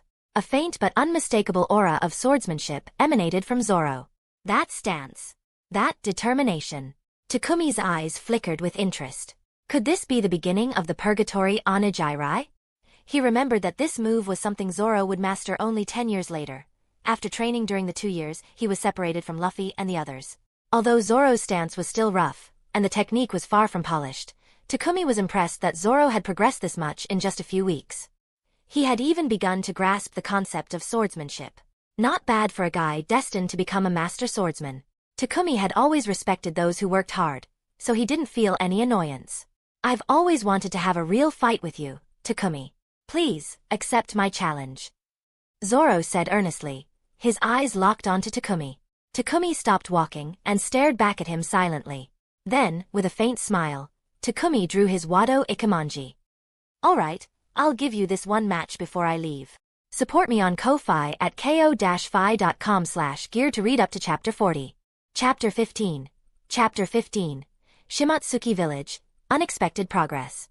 For the past 10 days, Zoro had been pushing himself to his physical limits in training, scaring the other kids who practiced alongside him.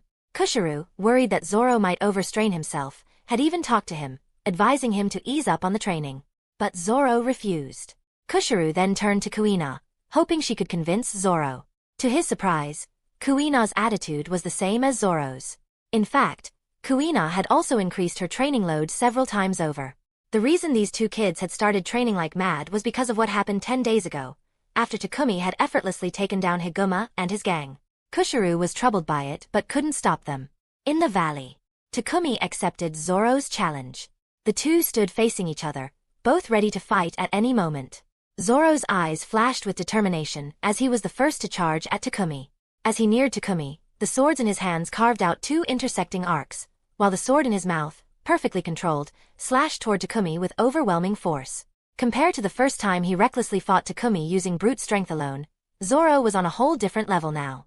To improve so much in such a short time, talent and insight alone weren't enough. It required immense training to build muscle memory. Just from Zoro's swordsmanship and his control over 3 swords now, it was clear that he had been working incredibly hard. But despite all that effort, Zoro was still far too weak compared to Takumi. Takumi narrowed his eyes, spotting the opening in Zoro's attack. As Zoro drew close, Takumi struck, sending Zoro flying. Takumi sheathed the Wado Ikemanji and looked toward Zoro, who was lying on his back a short distance away. Zoro clenched his teeth, staring up at the sky. After a moment, he got up, brushed the dust off, and grinned. "As expected, I'm still nowhere near your level.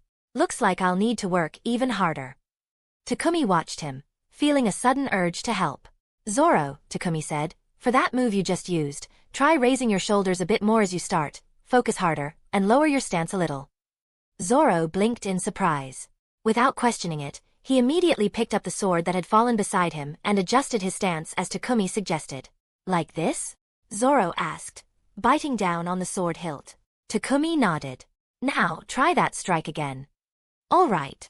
Zoro turned his attention to the nearest tree. Takumi could feel that Zoro's sword aura was slightly stronger than before. Zoro charged at the tree, delivering a strike that left 3 sword marks almost 10 centimeters deep on the trunk. Huh? Zoro stared at the marks he had made, his eyes shining. I could only cut 5 centimeters deep before. Takumi, you're amazing.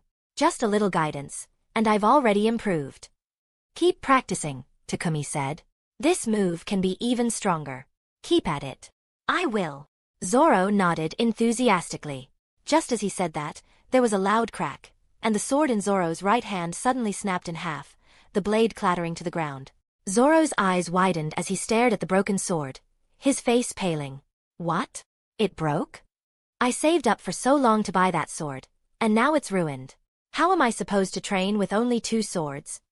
For the past few days, Zoro had been training with real swords. But ordinary swords couldn't withstand the intensity of his training, and all 3 of them had suffered damage, especially the one in his right hand. It was only a matter of time before it broke. Takumi also stared at the broken blade on the ground. He thought to himself, could it really be just a coincidence that it broke right now, and only 1 sword too? After a moment of silence, he unsheathed the Wado Ikemonji from his waist. Zoro, Takumi called out. Zoro, still tearful over his broken sword, looked over at Takumi. Takumi tossed the Wado Ikemonji to him. Zoro instinctively caught it, looking from the sword to Takumi. What's this? I'm giving it to you, Takumi said calmly. Huh? Zoro was shocked. But, why? I lost the fight. This sword suits you. Without saying anything more, Takumi turned and started walking back toward the dojo. He hadn't taken more than a few steps when a notification sound echoed in his mind. Ding. Gave the Wado Ikemonji to Zoro, progress plus 20%. Ding. Shimatsuki Village task complete. Congratulations, host. 6 powers unlocked, swordsmanship level +1, current swordsmanship level is now LV6. Hearing this, Takumi suddenly stopped. A powerful, overwhelming aura radiated from him, sending a shiver down anyone's spine. But just as quickly as it appeared, the aura faded. Looks like there's no need to challenge Kushiro now. Still, the way this final progress happened really took him by surprise. Takumi smiled, opening his status panel. Name, Takumi. Age, 10 years old. Next task location, Baratie, the sea restaurant, 0%. Haki, armament Haki LV2, conquerors Haki LV3, observation Haki LV2. Skills, fire release, great dragon fire technique, beginner, swordsmanship LV6. 6 powers, finger pistol LV1, iron body LV1, shave, locked, moonwalk, locked, tempest kick, locked, paper art, locked. Weapon, demon sword Shusui, Lake Toya. System space, 10 by 10 by 10 cubic meters. The 6 powers are 6 techniques that surpass the limits of the human body in the One Piece world. Mastering all 6 would make someone incredibly strong. Unfortunately, only finger pistol and iron body were unlocked right now. Finger pistol is a technique that focuses all your power into your index finger, allowing it to pierce through human bodies and even steel with a bullet-like force. Iron body is a defensive technique that hardens the body like iron, making it resistant to bullets and blades. As for the other techniques that were still locked, Takumi would deal with those when the time came. Closing the status panel, Takumi continued walking toward the dojo. The task was complete, so it was time to leave. But since he had stayed at the dojo for so long, he figured he should at least say goodbye to Kushiro. Zoro stood there, clutching the Wado Ikemonji Takumi had given him, watching Takumi's retreating back in a daze. Just a moment ago, a terrifying force had suddenly appeared, causing Zoro's legs to give out as he collapsed to the ground. Zoro trembled as he watched Takumi, who had paused for a moment before continuing on his way. He had a pretty good idea of who had unleashed that frightening power. Even though it was just for an instant, he didn't think it was his imagination. Was that Takumi? Zoro swallowed nervously. That was terrifying. What the heck was that? At the dojo, Kushiro was watching the students practice their basics. Sensing Takumi's presence, Kushiro looked toward the entrance where Takumi had just arrived, smiling. You're back earlier than usual today. Yeah, Takumi said directly. I'm leaving.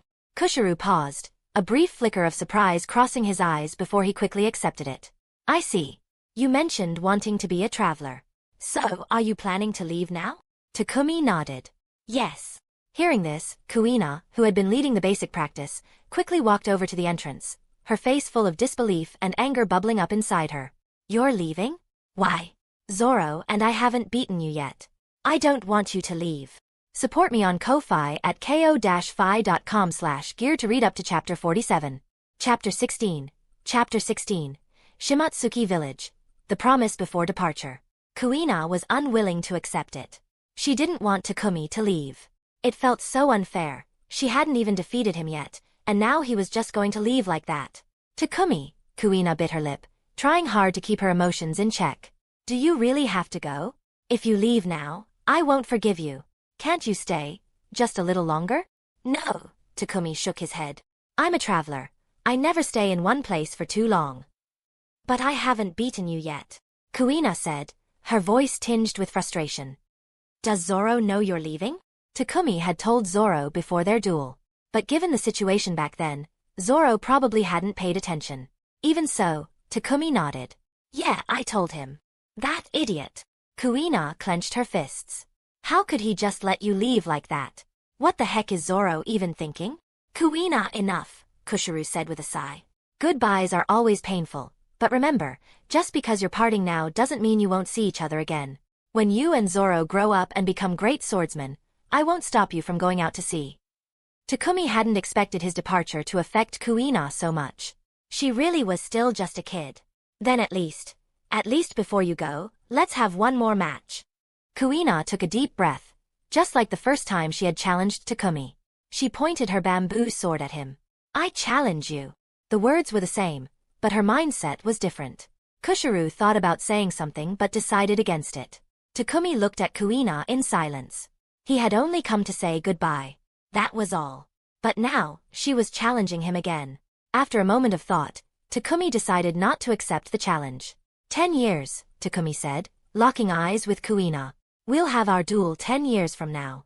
When you've become stronger, come find me in the new world. With that, Takumi didn't linger any longer. He turned and left the dojo. Kuina stood there, stunned.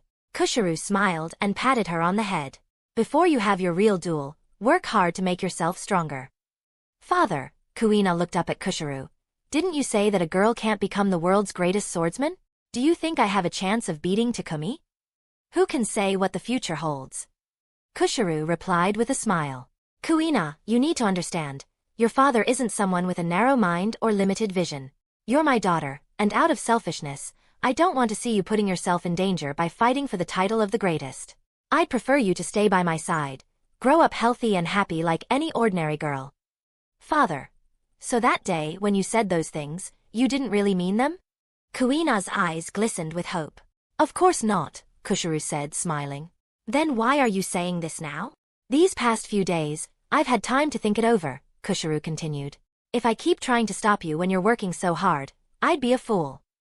Thank you, Father, Kuina said, her tears replaced by a bright smile. The weight that had been on her heart for days finally lifted. Father, I want to ask you something. Go ahead. I want to surpass Takumi. So please, teach me the swordsmanship that will make me stronger. Kuina's gaze was firm. All right, Kushiru agreed without hesitation. At that moment, Zoro returned. Seeing Kuina and Kushiru standing at the dojo's entrance, he asked, Kuina, sensei, what are you two doing out here? Kuina immediately noticed the Wado Ikemonji hanging from Zoro's waist. She was stunned and asked in disbelief, Why do you have the Wado Ikemonji? Takumi gave it to me, Zoro replied. I challenged him to a duel just now. Even though I lost, he gave me some pointers on my new move, the one I used to tie with you. Seriously, Takumi is amazing.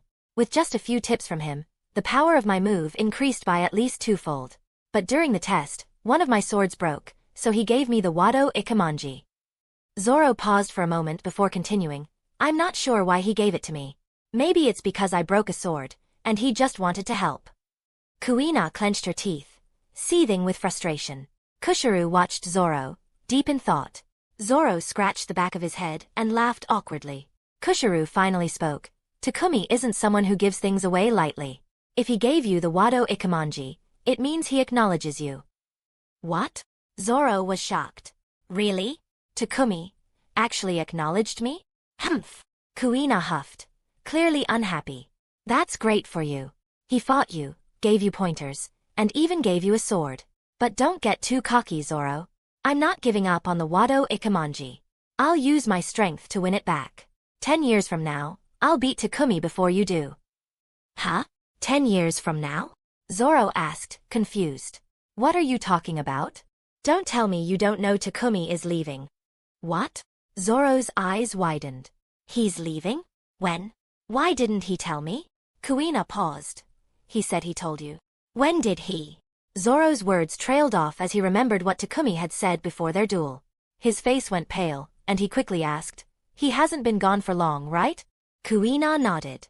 Without another word, Zoro took off running toward the harbor. Go on, Kushiru gently patted Kuina on the back. You should go see Takumi off too. After a moment's hesitation, Kuina ran after Zoro. Shimatsuki village wasn't far from the harbor. It took Takumi about 10 minutes to get there.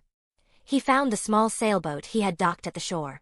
Takumi boarded the boat and untied the rope from the dock. He opened the system navigation and began sailing in the direction of the Baratie, the sea restaurant. From the shore, Zoro's voice suddenly called out, Takumi! Zoro shouted at Takumi's retreating figure on the small boat now several dozen meters away. Thank you. Takumi turned to look back. By that time, Kuina had also arrived at the shore. She called out just like Zoro, 10 years from now, I'll find you in the new world. Until our next duel, you better stay alive. I won't forgive you if you lose to anyone else before I beat you. Takumi! Zoro shouted, holding up the Wado Ikemonji. I'll beat you before Kuina does, and with the Wado Ikemonji, I'll become the world's greatest swordsman. Takumi looked back at Zoro and Kuina, exasperated. What were those two even doing here? After a moment's thought, he raised his hand and waved. The two on the shore immediately waved back, shouting in unison, Safe travels! Support me on Ko-Fi at ko-fi.com/gear to read up to Chapter 40. Comment. 10 comment. Vote. Chapter 17. Chapter 17. The Sea Restaurant, the boy who refused to waste food. Takumi had been sailing for an entire week since leaving Shimatsuki village. Finally, on the 8th day, just around noon, he spotted the silhouette of the Baratie. Baratie was a renowned sea restaurant in the East Blue. One of the core principles at Baratie was strict. Wasting food was absolutely unacceptable. Due to the presence of numerous well-armed combat chefs, Baratie was also known as the fighting restaurant. Takumi knew well that the head chef and owner, Redleg Zeph, and the future sous chef, Sanji, would likely play key roles in completing his progress tasks. Takumi's small boat slowly approached the Baratie. Since it was lunchtime, many ships were already docked around the floating restaurant. After finding a spot between two large ships, Takumi secured his boat with a rope. As soon as he stepped onto the Baratie's deck, the familiar system notification chimed in his mind. Beep. Congratulations, host, on successfully arriving at the check-in location, the Sea Restaurant Baratie. Progress plus 10%. Current total progress. 10%. New skill unlocked. Flash Step LV1. System space. Expanded tenfold. Current system space. 100 by 100 by 100 cubic meters. 100 by 100 by 100 cubic meters. That was a massive space. If he filled it with food and drink, Takumi could easily sustain himself for an entire year. As for Flash Step, when the system integrated the information about Flash Step into his mind, Takumi's eyes lit up. This was a skill from Bleach, allowing for rapid movement, so fast that the opponent couldn't see him move to their side or farther away. The advanced form, Utsusimi, even allowed for instant escape from a surrounded position. For Takumi, Flash Step was an excellent support skill. He pushed open the red door leading to the dining hall. Takumi walked in calmly, his demeanor indifferent. The dining hall was already filled with many guests enjoying their meals. At that moment, a burly man with a large mouth and a face resembling a gorilla approached Takumi, rubbing his hands together. Welcome, kid. We don't serve freeloaders here. Do you have money? He asked, his tone direct. Takumi looked up at him. It was Patty. Patty was a former pirate who had joined the sea restaurant as a chef and combatant. Paying for a meal was standard procedure, so Takumi didn't find Patty's question about money out of line. He casually reached into his pocket and pulled out a coin pouch, jingling it in his hand. Patty's ears perked up, and he immediately grinned from ear to ear. The customer is always right. Please, follow me, sir. He led Takumi to an empty table and handed him a menu, still rubbing his hands together and grinning in a rather unsavory manner. Please, Order whatever you like. Takumi glanced at the menu. The prices were indeed higher than what one would find in a restaurant on land, but that was to be expected. Takumi selected a few dishes without much thought. Just as Patty finished noting down his order, the door to Baratie opened again. Two young men in marine uniforms entered first. Behind them, a tall burly man wearing a dog head helmet strode in with large steps. "Welcome, Vice Admiral Garp," Patty said with a big smile, immediately recognizing the newcomer. "Ha ha ha." Garp laughed heartily. "It's been so long since I've had Baratie's desserts. Go, bring me all the best sweets you've got." "Right away, sir," Patty responded cheerfully, leading Garp to the table directly to Takumi's right. The two Marines who had entered with Garp stood straight and tall behind him. Takumi glanced over. Indeed, it was Luffy's grandfather, the Revolutionary Dragon's father, the famed hero of the Marines, Vice Admiral Garp. In reality, Garp's strength had long surpassed that of a vice admiral. The fact that he had repeatedly driven the pirate king, Roger, to the brink of defeat was evidence of that. However, Garp had repeatedly refused promotion to admiral, so he remained a vice admiral. Recalling the call Garp had made to Shanks back in Windmill village, Takumi figured Garp had probably returned to the East Blue to visit Luffy. Takumi hadn't expected to run into Garp at Baratie. Taking a sip of his drink, Takumi placed his sake gourd on the table. Garp sniffed the air and turned to Takumi. "Hey kid, what are you drinking?" "Alcohol," Takumi replied casually. Garp's eyes then fell on the sword at Takumi's waist, Star Fragment. Stroking his chin thoughtfully, he asked, "You're a swordsman?" Takumi continued drinking, not bothering to answer. Seeing this, Garp burst out laughing. "Ha ha ha. What an interesting kid. What's your name?" After swallowing the sake in his mouth, Takumi answered calmly. "Takumi. You came to Baratie alone?" "Yeah." Garp continued his questioning. "Which island did you come from?" Takumi looked at him with exasperation. Was this guy trying to check his background? Takumi ignored him, continuing to drink his sake. At that moment, a blond boy with several bandages on his face, as if he had just been in a fight, approached, carrying 2 plates of food. "Here's your order. Enjoy," the boy said. It was Sanji, 9 years old, and the future chef aboard Luffy's ship, as well as one of its main combatants. After placing the dishes in front of Takumi, Sanji turned to head back to the kitchen. But before he could take a step, an irritating sound caught his attention from a nearby table. "Why is there carrot in my fried rice? I hate carrots. This disgusting stuff shouldn't even exist," a young boy's voice whined. "Oh darling, if you don't like it, just leave it. We'll order another one without carrots, okay?" His mother, a young woman dressed in luxurious clothes, replied. Sanji glanced over at the table where the boy and his mother sat, and what he saw nearly made his blood boil. The boy had dumped the entire plate of fried rice onto the table and was now stirring it around with his spoon, playing with the food. Occasionally, bits of rice would fall to the floor. For someone like Sanji, who had once been on the brink of starvation, such waste was unforgivable. "Hey!" Sanji shouted, marching over to the boy who was wasting the food. The boy's mother, seeing Sanji approach, quickly said, "Oh, good timing. We'd like to order something else." But Sanji ignored her and demanded, "Do you know how many people in the world are starving? How can you waste food like this?" The young woman blinked in surprise, then furrowed her brow. "What are you talking about? I bought this food with my money, so I can waste it however I like. What's it got to do with you? Damn it! So what if you have money?" Sanji clenched his fists, his anger rising. "In a place where there's nothing to eat, can money fill your belly?" Support me on Ko-Fi at ko-fi.com/gear to read up to Chapter 53. Chapter 18. Chapter 18. The Sea Restaurant, the older, the wiser. Inside the large dining hall. At that moment, most of the guests had paused their meals. They were watching the commotion, their attention drawn to Sanji, who was arguing with a customer. The elegantly dressed woman glanced around. Seeing that everyone was watching her, she sneered. An idea flashed in her mind, and she deliberately dumped the remaining half of her fried rice onto the floor right in front of Sanji. Sanji's eyes widened in shock. The woman then stepped on the rice with her foot, grinding it into the floor, and sneered, "Didn't you say you hate seeing food wasted? Why don't you go ahead and eat the rice off the floor? I've already paid for it, so think of it as a gift from me. Don't be shy. You." Sanji trembled with rage. "Oh dear," the woman said in mock surprise. "What's wrong? All talk and no action? It's disappointing, really. You should know better than to demand others do something you wouldn't do yourself. Her words drew some laughter from the surrounding crowd. A few people thought she was going too far, but no one spoke up to stop her. Sanji stared at the dirty, trampled rice on the floor. His clenched fists loosened, tightened, and then loosened again. Finally, Sanji took a deep breath and said, "If I eat the rice off the floor, you have to eat everything on your table." The woman narrowed her eyes and ground the rice under her foot even more. "Fine," she scoffed.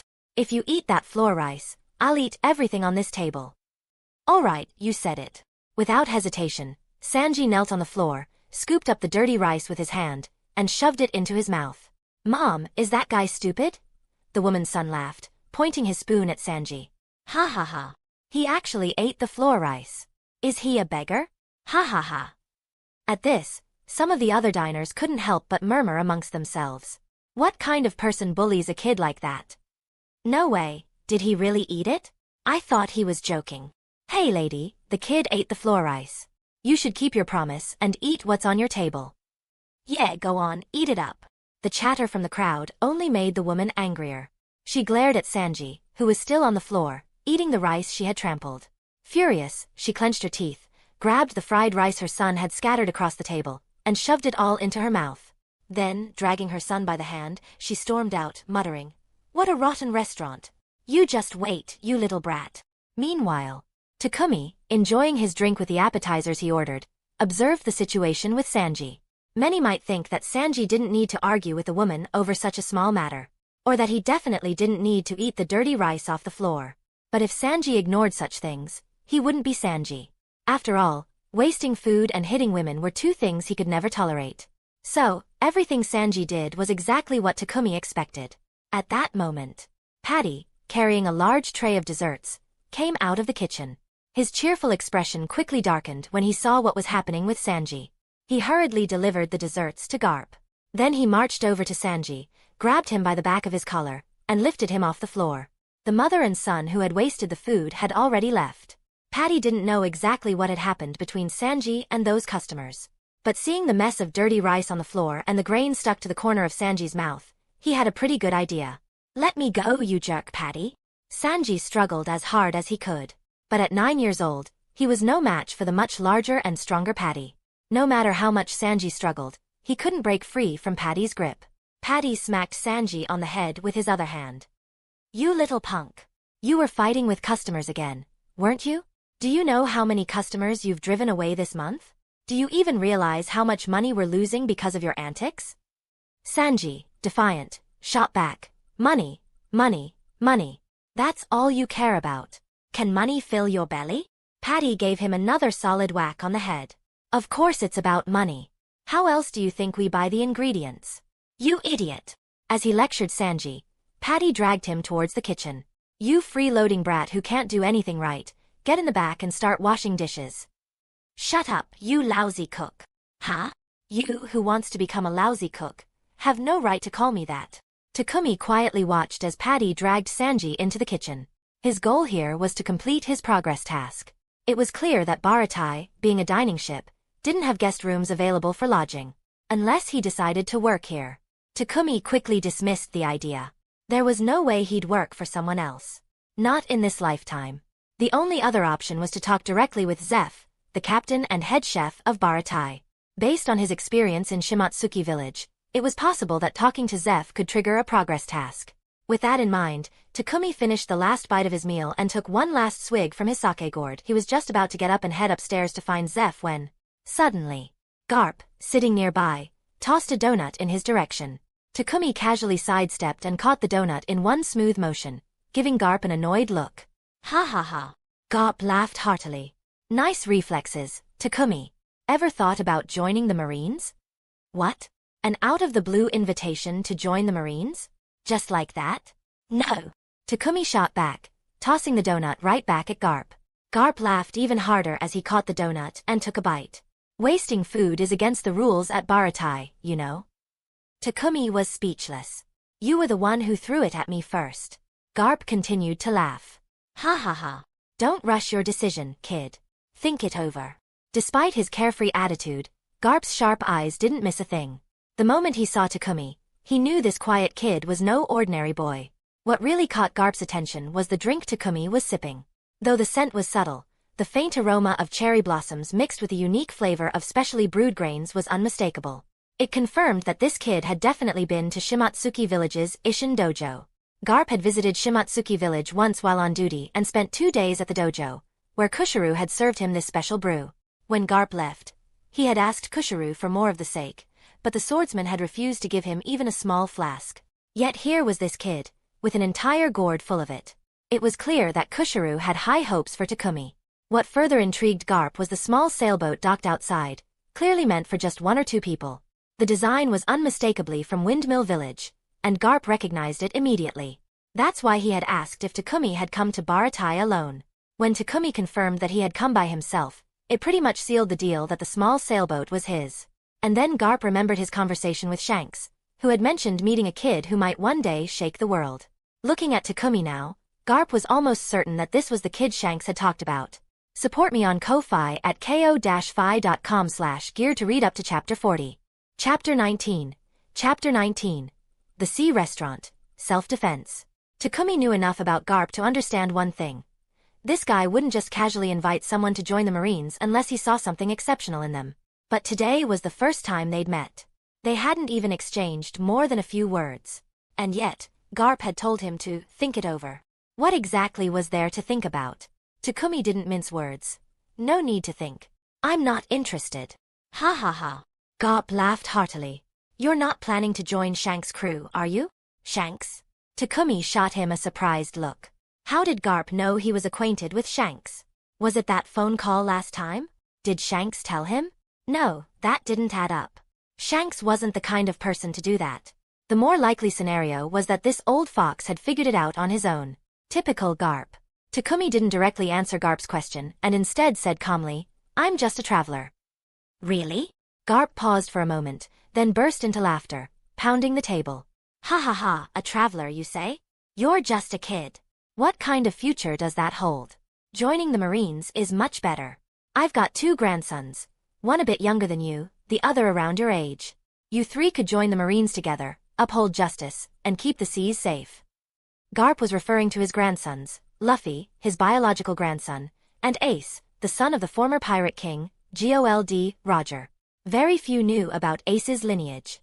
Garp had always wanted both Luffy and Ace to become Marines, but they ended up as infamous pirates, much to Garp's frustration. But no matter what Garp said, Takumi wasn't about to change his mind. Not interested, Takumi replied as he placed the money for his meal on the table. Without another word, he headed for the spiral staircase leading to the 2nd floor. As he approached, a couple of chefs carrying trays of food crossed his path. Noticing Takumi's intent to go upstairs, they immediately moved to stop him. Hey kid, you're heading the wrong way. The exit's over there, one said. The upstairs is off limits, just kitchens and private rooms. If you want to order more food, just shout, the other added. Takumi had no patience for this. Perfect time to test out Shunpo. In the blink of an eye, he moved swiftly past the chefs, who were left standing there, confused. Where did the kid go? One asked, bewildered. No idea. He was right here and then, gone, the other replied. Takumi's movement didn't go unnoticed by Garp. Though he had his doubts about Takumi's abilities, that burst of speed caught his eye. He slowed down, savoring his dessert as he watched. This kid was something else. Interesting, very interesting, Garp muttered with a grin as he continued eating. Within seconds, Takumi reached the room where Zeph was working on the accounts. Sensing someone at the door, Zeph looked up. It was a kid he had never seen before. This isn't a place for you, kid. Get back downstairs, Zeph said, returning his focus to his work. A moment passed, and when Takumi didn't move, Zeph slammed his pen down in frustration. Hey, didn't you hear me? As he spoke, Zeph's thick mustache twitched comically. Despite his current occupation, Zeph was once a ruthless pirate. After surviving a harrowing ordeal with Sanji that nearly starved them to death, he decided to open a sea restaurant. While his demeanor softened over the years, his temper remained fiery. Takumi stood silently, still saying nothing. Suddenly, the sound of hurried footsteps echoed down the hallway. Sanji spotted Takumi standing outside Zeph's room from a distance. That's the guy from the restaurant. What's he doing here? Sanji thought to himself, puzzled, as he quickened his pace. He reached out to push Takumi aside but was surprised when Takumi sidestepped so quickly that he couldn't touch him. What a weirdo, Sanji muttered under his breath before shouting at Zeph. Old geezer. When are you going to teach me how to cook? I'm sick of doing all the grunt work. Zeph frowned, getting up from his desk. Brat. Zeph shouted, swinging his prosthetic leg at Sanji, sending him flying down the hallway. With that attitude, you're not even close to being ready. Get back to work. Zeph's leg was lost in the same incident that had nearly cost them their lives. He had sacrificed it to save Sanji. Damn it! Sanji growled as he picked himself up from the floor, frustration boiling over. When am I going to be good enough to learn how to cook? Hey! Zeph ignored Sanji and turned his attention to Takumi. Without hesitation, he launched a kick at him. And you? Had enough of the show? Get back to the restaurant. As Zeph's prosthetic leg shot toward him, Takumi swiftly used Shunpo, easily dodging the attack. Zeph's eyes narrowed in surprise, but he quickly pressed on, launching a series of attacks. Takumi continued to evade using Shunpo. At level 1, Shunpo was just enough to avoid getting hit. If Zeph had put a bit more effort into it, he might have actually landed a blow. Zeph wasn't called Red Leg for nothing. His leg skills were top-notch. Oh? You've got some moves, kid. Zeph smirked, his aura intensifying as he increased his speed. Takumi didn't want to fight, but being pushed to this point left him no choice. Seeing that he couldn't dodge Zeph's next attack, Takumi decided it was time to change tactics. He activated his armament Haki, hardening his hand just as Zeph's kick came in. He caught Zeph's prosthetic leg mid-attack and, using the force of Zeph's momentum, spun him around before hurling him into the nearby wall. With a loud crash, Zeph smashed through a wooden partition and landed back inside his room. Sanji, watching from a distance, couldn't believe his eyes. No way. The old man got taken down by a kid my age?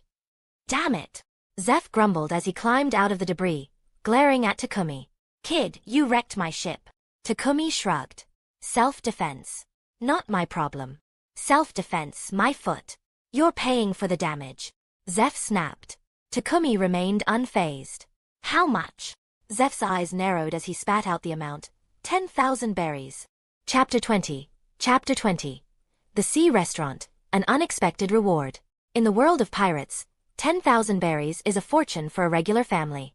Clearly, fixing the wall Zeph had crashed into wouldn't cost nearly that much. Takumi had been hunting in the mountains around Windmill Village and Frost Moon Village, trading his catches for money to buy sake. He never kept much on him, just enough to last a while. Right now, he only had around 1,000 berries on him, not even close to covering Zeph's steep demand of 10,000. At that moment, the clatter from the kitchen grew louder. A group of chefs burst into the hallway, drawn by the commotion. When they saw Zeph covered in dust and with a slight scratch on his face, looking somewhat worse for wear, their indignation flared. Boss, are you okay? What happened? Who did this to you, boss? Damn it! Who dared to hurt our boss? They're gonna pay. Enough! Zeph barked, silencing them with a sharp tone. I'm fine. Get back to the kitchen and keep cooking for the customers. But boss, you're hurt. Let me get the first aid kit. Who did this, boss? Tell us, and we won't let them off easy. The chefs hesitated, unwilling to return to their work. It was him. Sanji pointed at Takumi, who stood in the hallway, looking as if this had nothing to do with him. I saw it with my own eyes. He's the one who knocked the old man down. The chefs turned to Takumi, and after a moment of silence, they burst out laughing. Haha, Sanji, you're pulling our leg, right? That kid's your age. He can't even have all his adult teeth yet, let alone hurt the boss. Yeah, seriously. I could flick that kid away with one finger. Come on, Sanji, if you're gonna tell tales, at least make them believable. Haha. Hey, I'm not lying. Sanji fumed. Tell them, old man. It was that brat who sent you flying. Zeph, his face dark with irritation, snapped. Idiots. If you don't get back to work, you're all fired. That got their attention. The chefs quickly scurried back to the kitchen, not wanting to risk their jobs. And you. Zeph shouted at Sanji. If you don't want to get booted, get back to washing dishes. What? Sanji was stunned. Despite his frustration, he had no choice but to comply. No matter what, he couldn't leave Baratie. He couldn't leave Zeph. Clenching his fists, Sanji retreated to the kitchen to wash the dishes, as ordered. In an instant, the hallway was left with just Zeph and Takumi. Hey kid, Zeph dusted himself off, his expression unreadable. If you can't pay the 10,000 berries, you're going to have to work it off here. No, Takumi refused outright. Working for someone else was not something he'd ever consider. Zeph frowned slightly. If you don't want to stay, then you'll need to hand over the full amount. Takumi pulled out 2 small pouches, each containing 300 berries, and tossed them to Zeph. This should cover the repairs. Zeph stared at the pouches in his hands, narrowing his eyes. You broke my ship, so I get to decide how much it costs. And I'm telling you, this isn't enough. I'll cut you some slack though. Work here for 2 months, and I'll let you go. Baratie was a unique case. Its chefs were all battle-hardened. Pirates frequently came here to eat and cause trouble, and the chefs often ended up fighting them off. Many who came to work at Baratie ended up fleeing in fear. The restaurant was always packed, leaving everyone overworked. Zeph's initial demand wasn't really about the money. He wanted Takumi to stay and help out. Takumi had figured as much. There was no way he'd give Zeph what he wanted. No. Once again, Takumi refused. At that moment, a familiar voice rang in his mind. Beep. By refusing Zeph's request to work, your sign-in progress has increased by 10%. Total progress is now 20%. You have been awarded a new skill. Night Guy, Level 1. Night Guy. Takumi's eyes lit up with excitement. He had expected that interacting with Zeph might advance his progress, but he hadn't anticipated that the system would grant him a new skill. And not just any skill. It was the one from the Naruto series, the move that nearly ended everything in a single blow. Night Guy was the ultimate technique of the 8 gates, unleashed by opening the final gate, the Gate of Death. It involved charging at the enemy at supersonic speed, delivering a kick so powerful it could bend space itself. It was an incredibly powerful skill, but it came with a heavy price. Using it required sacrificing one's life. This was what worried Takumi. System, he asked silently. Will using Night Guy burn away my life force? Beep. No, it will not burn your life. At levels below 6, using Night Guy will have no effect on the host. Once you surpass level 6, it will consume a large amount of chakra and stamina each time it is used. Hearing this, Takumi felt a wave of relief. Zeph had been watching Takumi closely. Since the moment the kid had stopped responding, his expression had shifted to one of peculiar delight, as if he'd just received the best news of his life. Hey kid! Zeph called out, his patience wearing thin. What the hell are you doing? Are you even listening to me? Do you really think you're in a position to negotiate? Snapping out of his thoughts, Takumi composed himself, looking at Zeph with a faint smirk. I'll say it again, I refuse. Zeph took a deep breath and launched himself at Takumi once more. Brat, a real man owns up to his mistakes and pays for them. All I'm asking is for you to work for 2 months. I refuse. This time, Takumi didn't dodge. Instead, he met Zeph's attack head-on. His body began to emit a faint red steam as they closed in on each other. In the blink of an eye, Takumi lashed out with a powerful kick, meeting Zeph's prosthetic leg head-on. Don't be fooled by the fact that it was a prosthetic. The damage Zeph's legs could inflict was no joke. Zeph had noticed something was off as soon as he saw the steam rising from Takumi's body. In his time on the Grand Line, he'd encountered some incredibly powerful individuals. People who made him feel a sense of danger. But those people had all been over 20 years old. Now, he was getting that same sense of danger from a kid. It was too late to pull back. Their legs collided, and for a few tense seconds, neither moved. Then they both recoiled, each sliding back several steps. Zeph had only used about 30% of his strength, but for most people, that was enough to send them flying. Kid, who the hell are you? Zeph demanded, frowning. What was that move? Takumi flexed his right leg, his voice calm. Night Guy. Huh? Zeph looked at him incredulously. That's the name of your move? Takumi nodded slightly. Yep. Zeph stared at him, puzzled. What a strange name for a move. But despite the odd name, this kid had definitely earned Zeph's respect. Support me on Ko-Fi at ko-fi.com/gear to read up to Chapter 40. Chapter 21, Chapter 21.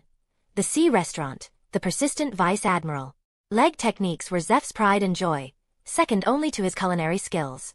Many had fallen to his kicks, their blood staining his boots, earning him the infamous title of Red Leg Zeph. Kid, what's your name? Zeph asked.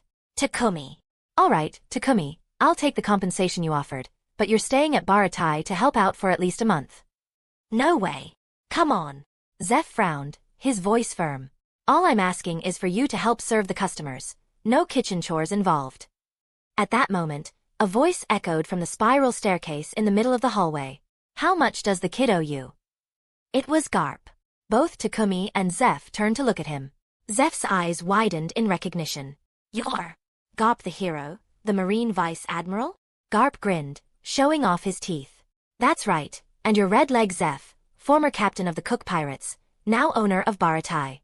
Even though you've left the pirate life behind, your bounty still stands, and I could arrest you any time.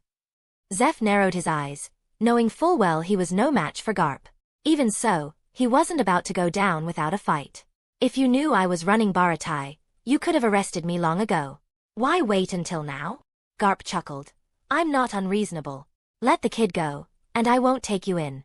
Fair trade, don't you think? Zeph smirked. So, this kid must be someone special for you to go through all this trouble. He's not just any ordinary kid, is he? Garp laughed heartily. Don't get the wrong idea. The kid's just a regular kid. I was just taking a walk after lunch when I saw a helpless little boy being bullied by a mean old man. My sense of justice wouldn't let me stand by and do nothing. So here I am, rescuing him from your clutches. Zeph gave Garp a skeptical look. Yeah, right. What do you really want? Garp turned to Takumi with a grin. Kid, if I save you this time, you owe me one. All I'm asking in return is that you join the Marines. Takumi stared at Garp, completely unimpressed. What's with this guy? Why is he so obsessed with recruiting me? The truth was, after finishing his dessert downstairs, Garp had been drawn to the commotion upstairs. Driven by curiosity, he had come up, only to witness the clash between Takumi and Zeph. Garp knew all about Red Leg Zeph. While Zeph wasn't as strong as him, he was more than capable of handling most young upstarts. But here was this kid, matching Zeph blow for blow. And that sword hanging from Takumi's waist, it clearly marked him as a swordsman. Yet instead of using his sword, he had chosen to fight Zeph with kicks, as if to beat him at his own game. Garp couldn't help but admire the kid's audacity. It reminded him of why Shanks had taken an interest in this boy. Zeph, on the other hand, had picked up on something intriguing. Zeph smirked. Garp, let me guess. You've already asked this kid to join the Marines, and he turned you down, didn't he? Garp scratched his head with a sheepish laugh. Hey, you got me there. Zeph continued, but it looks like the kid isn't too keen on joining up with you. If you try to force him, how are you any different from the ruthless pirates who stop at nothing to get what they want? Hey now, don't twist my words, Garp replied with a grin. Who said I was going to force him? I'm just giving him a fair deal. I help him out, and in return, he joins the Marines. Simple as that. Before Takumi could respond, Zeph cut in. Kid, I know you don't want to join the Marines. How about you stay at Baratie instead? You don't have to do any of the grunt work. Go wherever you want, do whatever you like, as long as you don't cause trouble. You can stay here as long as you want, no strings attached. It was obvious that Zeph was doing this just to spite Garp. Hey, Zeph! Garp exclaimed, exasperated. Do you really have to make this difficult? Zeph laughed. I'm just giving the kid another option. It's up to him to choose. So, kid, what do you think of my offer? Takumi chuckled lightly. Sounds good to me.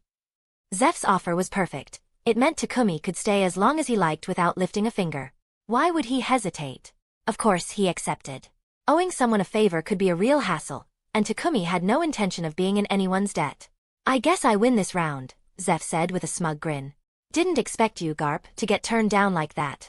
Garp was silent for a moment before bursting into laughter. It was clear he wasn't bothered at all by Takumi's choice. Ha ha. Garp laughed heartily. You're a funny kid. All right then, I've made up my mind too. I'm staying here at Baratie until Takumi decides to leave. What? Zeph was stunned. Are you serious? For a kid? Don't you have pirates to catch? Garp pointed a finger at Zeph, laughing. Of course I'm serious. I heard that pirates often stop by your restaurant. What could be better than eating delicious sweets while catching some outlaws? It's the best of both worlds. Zeph. Takumi. Takumi hadn't expected Garp to be so persistent. This stubbornness reminded him of how Luffy would later gather his crew, never taking no for an answer. Like grandfather, like grandson. Whatever, let him do what he wants. Takumi didn't plan on sticking around to chat. Without saying much, he headed toward the kitchen. Where are you going? Zeph called after him. Takumi replied casually. The kitchen. Zeph's eyes narrowed. Do you know how to cook? Takumi's expression remained unchanged. Nope. Zeph. Garp burst out laughing again. Haha. After Takumi entered the kitchen, Garp prepared to return to the dining hall. Before he left, Zeph called out, Garp, you really plan on staying here? Garp flashed a grin. You bet. And with that, he headed down the spiral staircase, back to the dining hall. Zeph's gaze drifted back to the kitchen door. What's the deal with that kid? Inside the kitchen, Takumi's eyes swept over the bustling chefs, finally settling on Sanji, who was diligently washing dishes at the sink. From his previous experiences in Frost Moon Village, Takumi knew that the sign-in tasks related to Sanji would likely be significant. Without further thought, Takumi walked over to him. Noticing someone approaching, Sanji glanced over. He was surprised to see the boy who had just sparred with Zeph coming toward him. In his surprise, Sanji fumbled the plate he was holding, and it slipped from his hands. With a loud crash, it shattered on the floor. Sanji's face paled. Oh no. That old man's gonna kill me. Support me on Ko-Fi at ko-fi.com/gear to read up to Chapter 40. Chapter 22. Chapter 22. The Sea Restaurant. Sanji starts to reflect. Sanji didn't expect Takumi to come looking for him, and he certainly didn't expect that his arrival would cause him to drop a plate. This really ticked him off. Hey, what do you think you're doing? Sanji snapped, clearly annoyed. Thanks to you, I just broke a plate. Takumi smirked. Did I break it with my own hands? Sanji hesitated, his anger faltering. Well, no. Then what does that have to do with me? Ah. Sanji knew he was in the wrong, but he wasn't about to admit it easily. Damn it. Everyone's always picking on me. Those stupid chefs, that old geezer, and now even you, an outsider. One day, I'm gonna make you all see me in a different light. Just then, Patty barged into the kitchen, fuming. Some penniless fool dared to come to Baratie to eat. What a clueless idiot. The other chefs burst into laughter. Patty, did you throw him out the back door again? Haha, classic Patty. Sanji, however, stopped washing dishes the moment he heard that Patty had thrown out a penniless customer. Takumi watched him closely. From what he knew about Sanji, the kid was definitely going to sneak food to that person. Sanji could never stand to see someone go hungry. Sure enough, Sanji discreetly grabbed 2 pieces of bread and a bottle of milk. When he noticed Takumi watching him, he put a finger to his lips, signaling for silence, and then slipped out of the kitchen when Patty and the others weren't looking. Takumi quietly followed behind him. Sanji headed to the back deck. There, a man, gaunt and weak from hunger, lay hopelessly on the deck. Without a word, Sanji placed the bread and milk beside the man. Eat up, Sanji said, sitting down next to him and watching closely. The man weakly turned his head to look at Sanji. Then, trembling, he grabbed the bread and milk, devouring them without hesitation. When he finished, tears streamed down his face as he looked at Sanji. Thank you so much. I thought I was going to die out here, starving on this endless sea. Sanji grinned. Feels good to have something in your belly, huh? The man nodded, a smile spreading across his face. Yes, it feels amazing. I never realized how lucky I was just to have food. I don't even know how to thank you. No need to thank me, Sanji replied. Food is a gift from nature. Just promise me that when you get back on your feet, you won't waste any of it. I promise. Good, Sanji nodded, standing up to head back. As he climbed the spiral staircase, Takumi was leaning against the wall by the second-floor landing. As Sanji walked past him, Takumi spoke up. Hot, fresh food beats dry bread any day, doesn't it? Sanji froze mid-step. Takumi's words felt like a knife twisting in his chest. Hey, what do you know? Sanji shot back, frustration lacing his voice. I'd love to cook meals for the hungry, but the truth is, I can't cook worth a damn. That old geezer won't teach me, and it's driving me crazy. Takumi scoffed. Humph. Sanji clenched his fists in anger. You're laughing at me, aren't you? What gives you the right to laugh at me? With your level of understanding, why would Zeph bother teaching you anything? What? Sanji was trembling with rage. You want to fight, is that it? With that, Sanji lunged at Takumi, throwing a punch. Takumi easily sidestepped. Sanji's fist slammed into the wooden wall behind Takumi, making him wince and stomp his foot in pain. Takumi just stood there, unimpressed. It looked like this kid hadn't even started learning proper leg techniques yet. Using his hands to fight? That was absurd for a chef. A chef's hands were meant for cooking, nothing else. A great chef fought with his legs. Zeph understood this. And one day Sanji would too. But for now, he was clueless. As Takumi pondered this, a thought struck him. Maybe this was the key to advancing his sign in progress. With that in mind, Takumi asked, "Does your hand hurt?" Sanji grumbled, "Of course it does. What kind of question is that?" Takumi chuckled. "Do you know why Zeph refuses to teach you how to cook?" Sanji was taken aback, then scoffed. "How would I know what that old man's thinking? You're just an outsider. Don't tell me you think you know." "I do know." "What?" Sanji was stunned. "That's ridiculous. You've barely known that old geezer for a day. How could you possibly know? What's your dream? Why are you asking that?" Sanji was still annoyed, but he answered honestly. "I want to surpass that old geezer, and once he's gone, I'll set sail to find All Blue." All Blue was Sanji's ultimate dream, a legendary sea where all the fish from the 4 seas came together. It was a paradise for chefs, a place where any ingredient imaginable could be found. Sanji's eyes lit up as he spoke of it. But Takumi remained indifferent, simply replying, "Oh." That single word snapped Sanji back to reality. What's with the dismissive "oh"? What are you trying to say? Anyone who spends all their time complaining has no right to talk about dreams. Ugh? You jerk. You don't know a thing about me. Sanji clenched his fists and swung at Takumi again. This time, Takumi didn't dodge. Hands are a chef's most important tools. If you hurt them, are you planning to cook with your feet? Sanji's fist froze just inches from Takumi's face. Takumi smirked. Someone who can't even make an effort has no right to talk about dreams. With that, Takumi walked away, ready to explore Baratie and get familiar with its layout. He'd said what he needed to say. In his experience, Sanji wasn't the type to be slow on the uptake. He should figure it out soon enough. Sanji looked down at his hands, then at Takumi's retreating back. "What were you trying to tell me with all that?" Without turning around, Takumi answered calmly, "Figure it out yourself." Sanji watched Takumi disappear from view, then stared down at his hands again. Memories began to flood his mind. Now that he thought about it, he had never seen Zeph use his hands in a fight. Whenever there was trouble or when he needed to discipline the kitchen staff, that old man always used his feet. Of course, a chef's hands were his life. How could he use them to fight? Sanji clenched his fists, determination burning in his eyes. "That's it. From now on, I'm not using my hands to fight." But as the realization sank in, so did Takumi's other words. Spending all his time complaining, not even trying. Was he really that pathetic? He had been working hard, hadn't he? 4 months, he'd scrubbed dishes and cleaned Baratie top to bottom. How could anyone say he wasn't trying? But then, a sudden thought hit him. Sweat beaded on Sanji's forehead. What the hell have I been doing all these months? Chapter 23. Sea Restaurant. Familiar problems, familiar solutions. Ding. Guided Sanji and earned his admiration. Sign in progress plus 20%. Current total progress. 40%. Reward. Shunpo level plus 1. Current Shunpo level. LV2.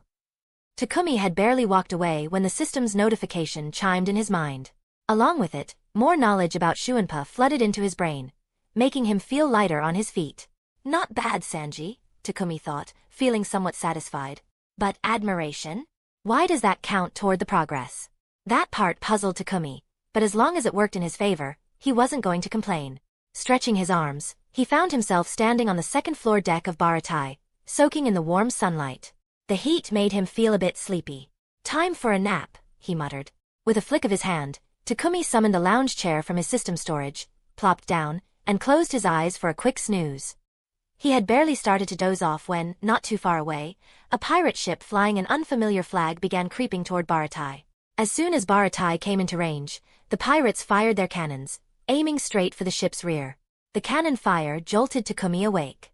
Frowning, he opened his eyes just in time to see the cannonballs racing toward him. Without hesitation, he leapt from the chair and, in midair, used Night Guy to kick the cannonballs into the sea. Landing back on the deck, Takumi's gaze locked onto the pirate ship that had dared disturb his nap, several hundred meters away.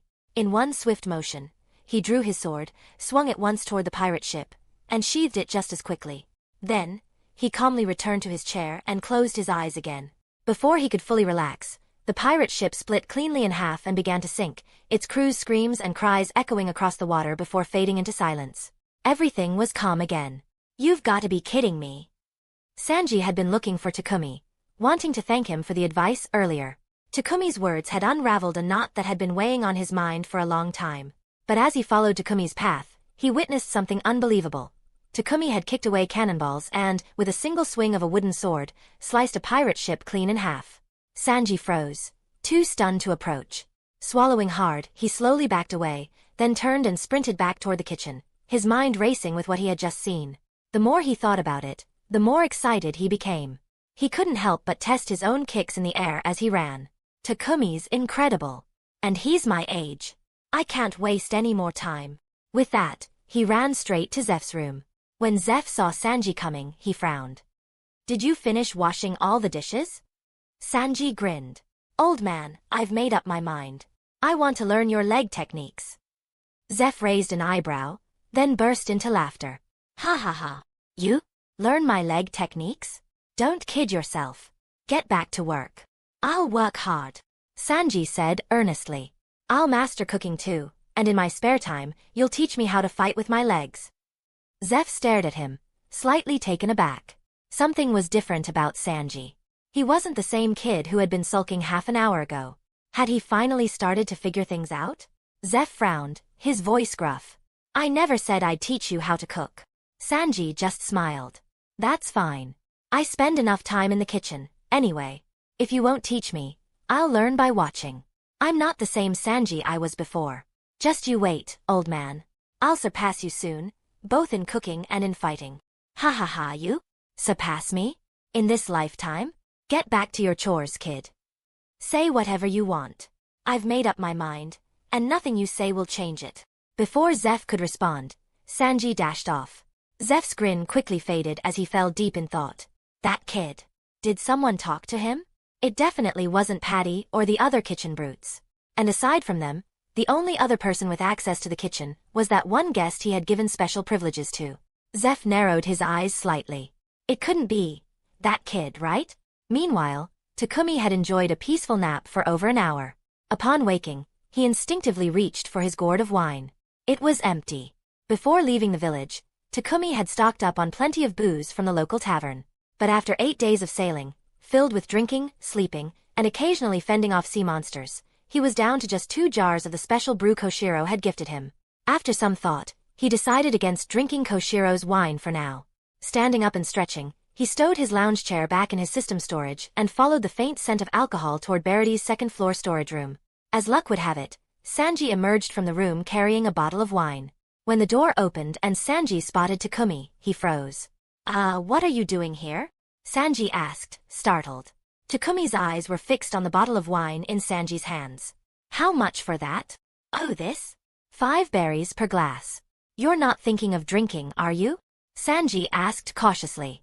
Yeah. Here, take this bottle. I'll just grab another, Sanji said cheerfully, handing the bottle to Takumi. Takumi blinked. Question mark. It's no big deal, Sanji assured him. Next time you want a drink, just let me know. I'll sneak you in here, you drink, and I'll keep watch. Takumi chuckled softly. This kid sure knew how to cozy up to people.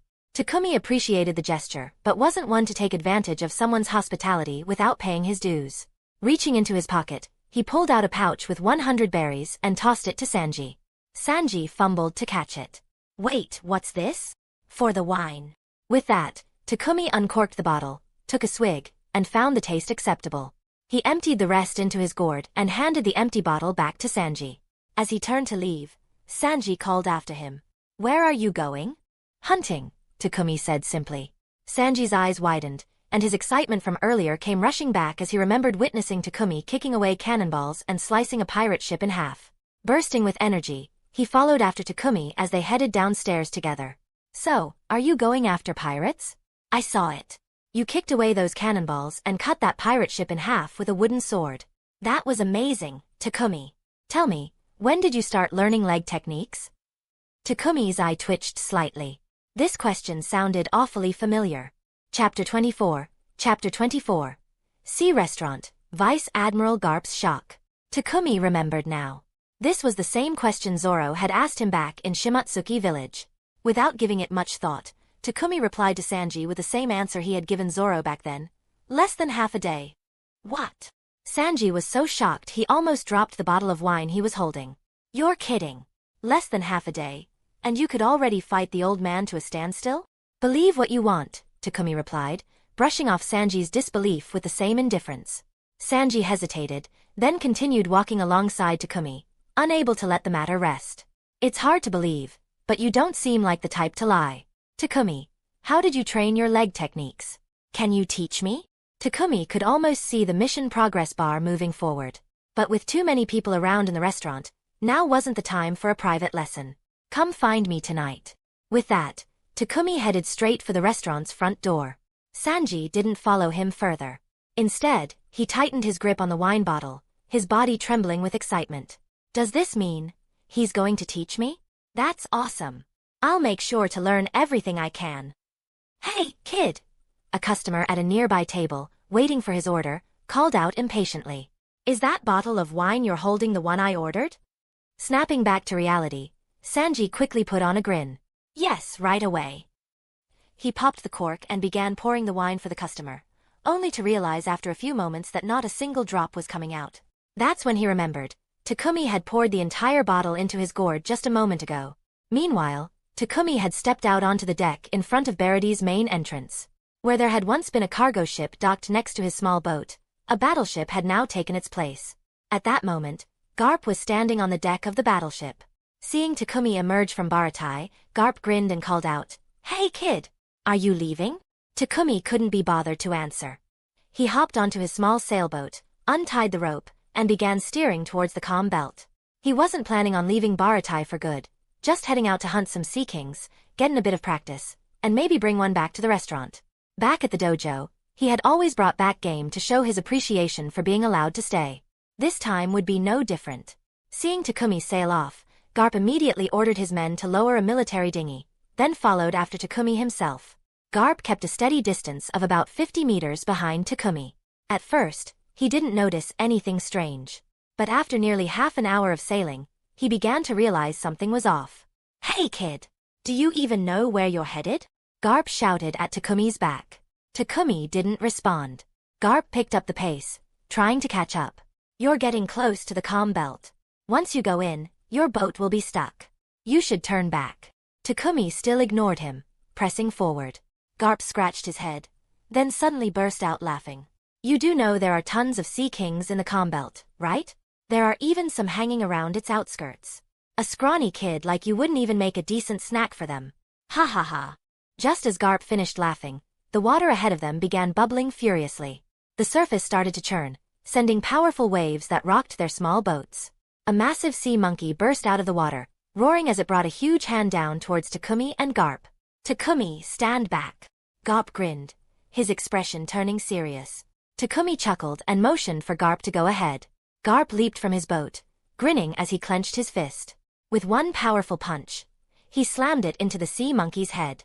There was a flash of energy, and the sea monkey's eyes bulged out before it rolled back, crashing into the sea with a loud splash. But just as Garp was about to celebrate, another giant sea king, a massive frog, emerged from the water behind them. Damn it! Kid, watch out! Garp shouted. There was no way he could reach Takumi in time. The giant frog opened its foul-smelling mouth, its tongue, a long dark red appendage covered in barbs, whipping out towards Takumi at incredible speed. Takumi glanced at the frog with a calm expression. Unhurriedly, he drew his sword, Toya Lake, and with what seemed like a casual swing, sliced through the air. The frog's tongue halted less than half an inch from Takumi's face.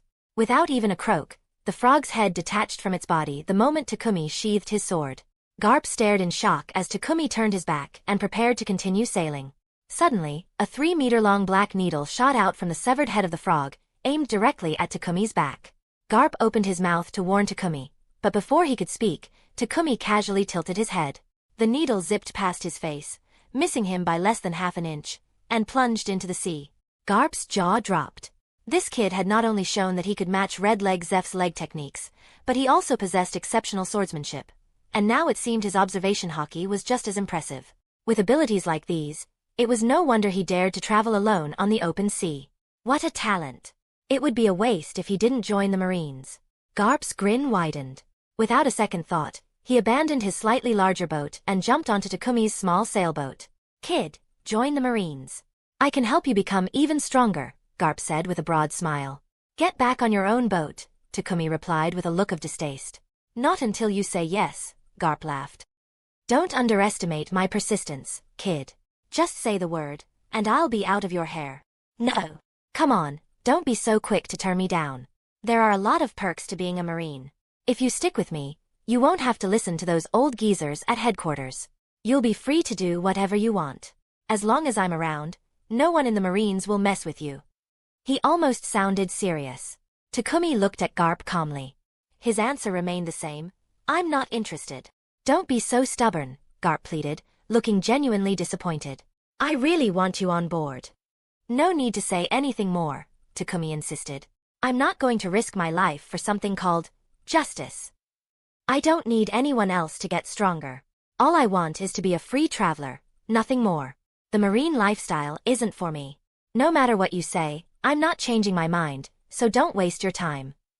Garp had been about to list more benefits to entice Takumi, but seeing the unwavering determination in the boy's eyes, he swallowed his words. Fine, Garp said with exaggerated regret. But not joining the Marines is your loss. Takumi chuckled but didn't reply. At that moment, the system's notification sounded in his mind. Ding. Rejected the Marine hero Garp's invitation. Sign in progress plus 10%. Current total progress. 50%. Reward. Armament Haki level plus 1. Current armament Haki level. LV3. Support me on Ko-Fi at ko-fi.com/gear to read up to Chapter 53. Chapter 25. Chapter 25. The Sea Restaurant. Who is Don Krieg?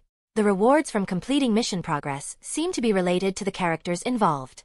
Getting an upgrade in armament Haki from Garp was something Takumi had fully anticipated. The increase in armament and observation Haki doesn't release any outward aura, so only Takumi could feel the change in his strength. Garp had no clue that Takumi's power had just surged. Afterward, Takumi kicked Garp off his boat. Reluctantly, Garp returned to his own small boat, watching as Takumi continued sailing forward. But after some thought, Garp still didn't feel at ease, so he followed after him. It wasn't until evening that the two finally returned to Baratie. Takumi brought back a fish over 3 meters long. He had wanted to bring back a sea king, but unfortunately, even the smallest one could have capsized his boat, so he had to give up on that idea. Baratie's crew quarters were limited, usually housing 3 or 4 people per room. Zeph decided to put Takumi in the same room as Sanji. That night, Sanji met up with Takumi at the aft deck on the second floor, just as they had agreed. The faint moonlight shone on them as Sanji, unable to contain his excitement, said, Takumi, I'm ready. Let's get started. Takumi looked at him calmly. Right now, Sanji was too scrawny, nowhere near as strong and muscular as Zoro. Jumping straight into strength training might overwhelm Sanji's frail body. Takumi stated directly, from now on, tie 2-kilogram weights around your ankles. Whether you're eating, working, or sleeping, don't take them off until you've fully adjusted. Once you're used to it, add more weight. What? Sanji was surprised. Is this to train the strength in my legs? Takumi gave a slight nod. And then? Sanji asked eagerly. What else do I need to do? Maybe practice the precision of my kicks or something? Don't rush it, Takumi advised. First, focus on building strength in your ankles. If you feel like you're not doing enough, study the structure of living beings. Sanji was puzzled and muttered, What's there to study about that? Takumi responded coolly, Power without technique is just a pile of sand. With that, Takumi didn't say anything more and headed back to his room to rest. Sanji stood on the deck, pondering Takumi's words over and over. The more he thought about it, the more confused he became. Takumi must have meant that he should master a technique to control his strength. But what technique? Could it be related to the study of living beings that Takumi mentioned? Sanji scratched his head, thinking about it all night, but still couldn't figure it out. The next morning, Takumi ordered breakfast at the restaurant. Garp, dressed casually like the day before, sat down at the table next to him, ordering the exact same breakfast. Drinking in the morning, huh? You're young, but you've got the makings of a real alcoholic, Garp said with a grin, watching Takumi eat and drink. Takumi ignored him and continued with his breakfast. He couldn't understand it. Garp had seemed to accept his refusal to join the Marines yesterday, so why was he still hanging around? Garp grinned and asked, When you were in Fusha village, did you happen to meet a kid named Luffy? That's my grandson. I don't know him, Takumi replied flatly. He had only stayed in Fusha village for about 10 days, and during that time, Luffy hadn't come to the tavern, so they had never met. That's a shame, Garp said, resting his face in one hand, looking disappointed. I thought you two might be friends. What about Ace? Do you know Ace? Takumi shot Garp a look of exasperation. What was this old fox up to now, bringing up all these random names? No, Takumi replied with a sigh. Garp burst out laughing. Ha ha ha, no worries. You'll meet them eventually, and when you do, it won't be too late to become friends, ha ha ha. At that moment, the restaurant doors were suddenly kicked open. A burly man with a vicious expression, followed by a group of thugs, stormed into the restaurant. Hand over the blonde kid, the leader shouted. Hey, isn't that one of Don Krieg's men? Someone in the restaurant murmured. Don Krieg? You mean the pirate who's been causing all that trouble in the East Blue recently? What's his crew doing here at Baratie? No idea. But the blonde kid, that must be the one who served us earlier, right? Man, that kid's in trouble. The restaurant's patrons began to murmur among themselves. Some of them, afraid, remained silent. Takumi continued eating his breakfast without a care. Garp, however, glanced curiously at the goons who had barged in. He scratched his head, trying to remember who Don Krieg was, but nothing came to mind. Don Krieg? A pirate? Why don't I remember him? One of the diners at a nearby table leaned over and whispered. Don Krieg's a pirate who's been making waves in the East Blue recently. He's got a fleet of 15 ships under his command. 15 ships, huh? Garp mused, stroking his chin. His eyes drifted over to Takumi, and a grin spread across his face. What a coincidence. I just sent the warship away this morning. Takumi, what do you think I should do next? Takumi gave him an annoyed glance. Do whatever you want. Patty came down the stairs carrying dishes. Seeing the group at the door, he quickly delivered the food to the right tables, then rubbed his hands together and greeted them with a smile. Welcome. Are you here to dine with us? The leader grabbed Patty by the collar and snarled, Hand over the blonde kid. The blonde kid? Patty asked with a smile. So you're not here to eat, you're here to find someone?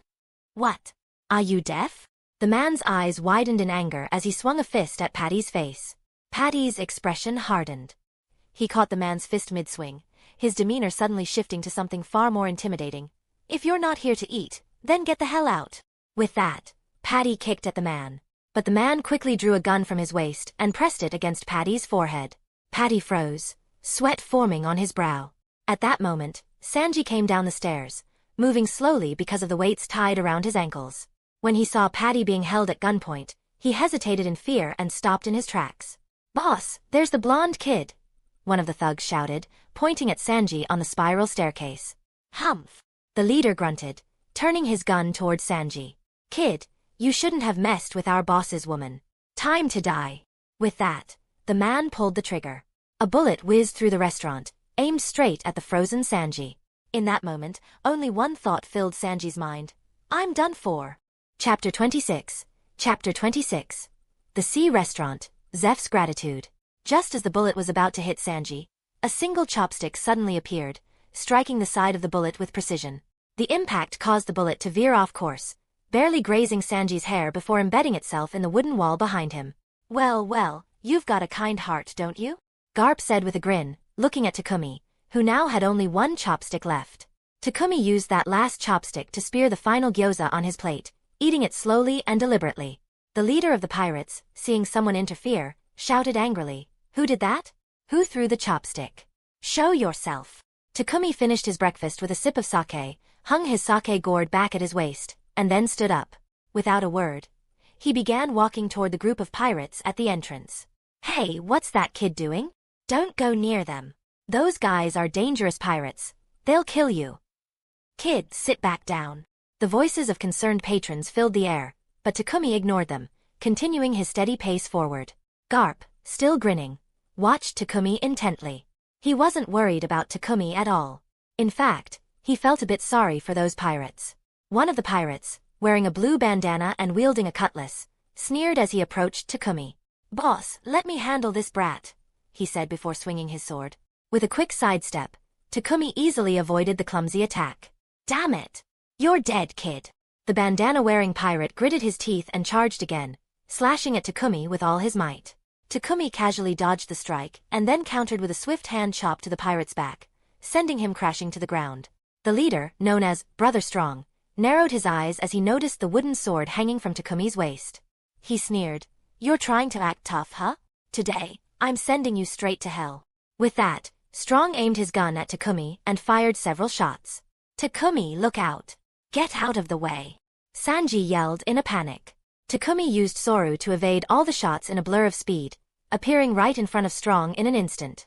With a swift kick, he struck Strong's knees, knocking him off balance and sending him crashing to the floor. "You little punk! Do you have any idea who I am?" Strong snarled as he struggled to his feet. "Boys, get him! I want this kid dead." "Yes, boss!" the pirates shouted in unison as they rushed toward the 10-year-old boy. Takumi watched them calmly, flexing his legs slightly. Then, with precise, powerful kicks, he targeted their waists, chests, and ribs, taking them down one by one. In no time, the pirates were writhing in pain on the ground, completely subdued. Takumi looked coldly at the defeated pirates before turning to leave. As he walked toward the door, he left them with one final piece of advice. If you know where to hit, even without much strength, you can still bring down your enemy. For a moment, the restaurant was silent. Then, the patrons erupted in cheers. "Wow, that kid is amazing. He just took down all those pirates by himself." Maybe those pirates were just weak, but still, that kid's got skills. What did he mean by what he said before he left, though? I don't know, but that was incredible, ha ha ha. Garp, who had been watching the whole scene, initially wondered why Takumi didn't just use his sword or the powerful kicks he'd used against Zeph to defeat the pirates quickly. But when he noticed Sanji trembling on the stairs, he quickly realized the reason behind Takumi's actions. This kid is something else, Garp thought with amusement. Sanji wasn't shaking out of fear. He understood that Takumi's last words were meant for him. The realization of what those words meant filled him with excitement, causing him to tremble. Just as Takumi boarded his boat, the system's notification echoed in his mind. Ding. Guidance on kick techniques provided to Sanji. Progress. Plus 20%. Current total progress. 70%. As expected, there was no immediate reward. But that was fine. With only 30% left to complete, it seemed the tasks at Baratie were progressing smoothly. Takumi untied the rope securing his boat and set sail once more toward the calm belt. By evening, when he returned, the naval boat that had been docked earlier was gone. That meant Garp had finally left. With one less annoyance around, Takumi was pleased. After securing his boat, Takumi tossed a large octopus he had caught to the kitchen staff. Just as he was about to leave the kitchen, Patty and a group of cooks blocked his way. Patty grinned and said, "Takumi, I heard from the boss that you're only staying at Baratie temporarily. But with skills like yours, why not stick around and work here long-term?" "No," Takumi declined flatly. "I don't cook." "That's no problem. We can teach you." "Yeah, exactly.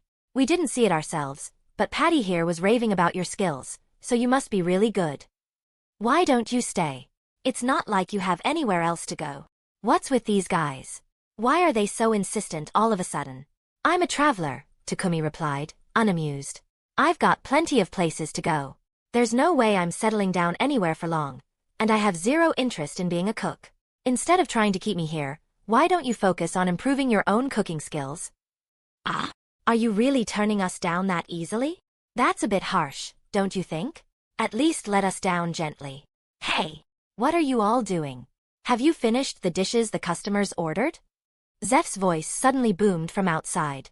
The cooks scattered like mice, quickly getting back to work. Zeph, his expression unreadable, looked at Takumi and said, "Come with me." Takumi followed him out to the deck. After a moment of silence, Zeph spoke, "Thanks for what you did this morning." "Don't mention it," Takumi replied coolly.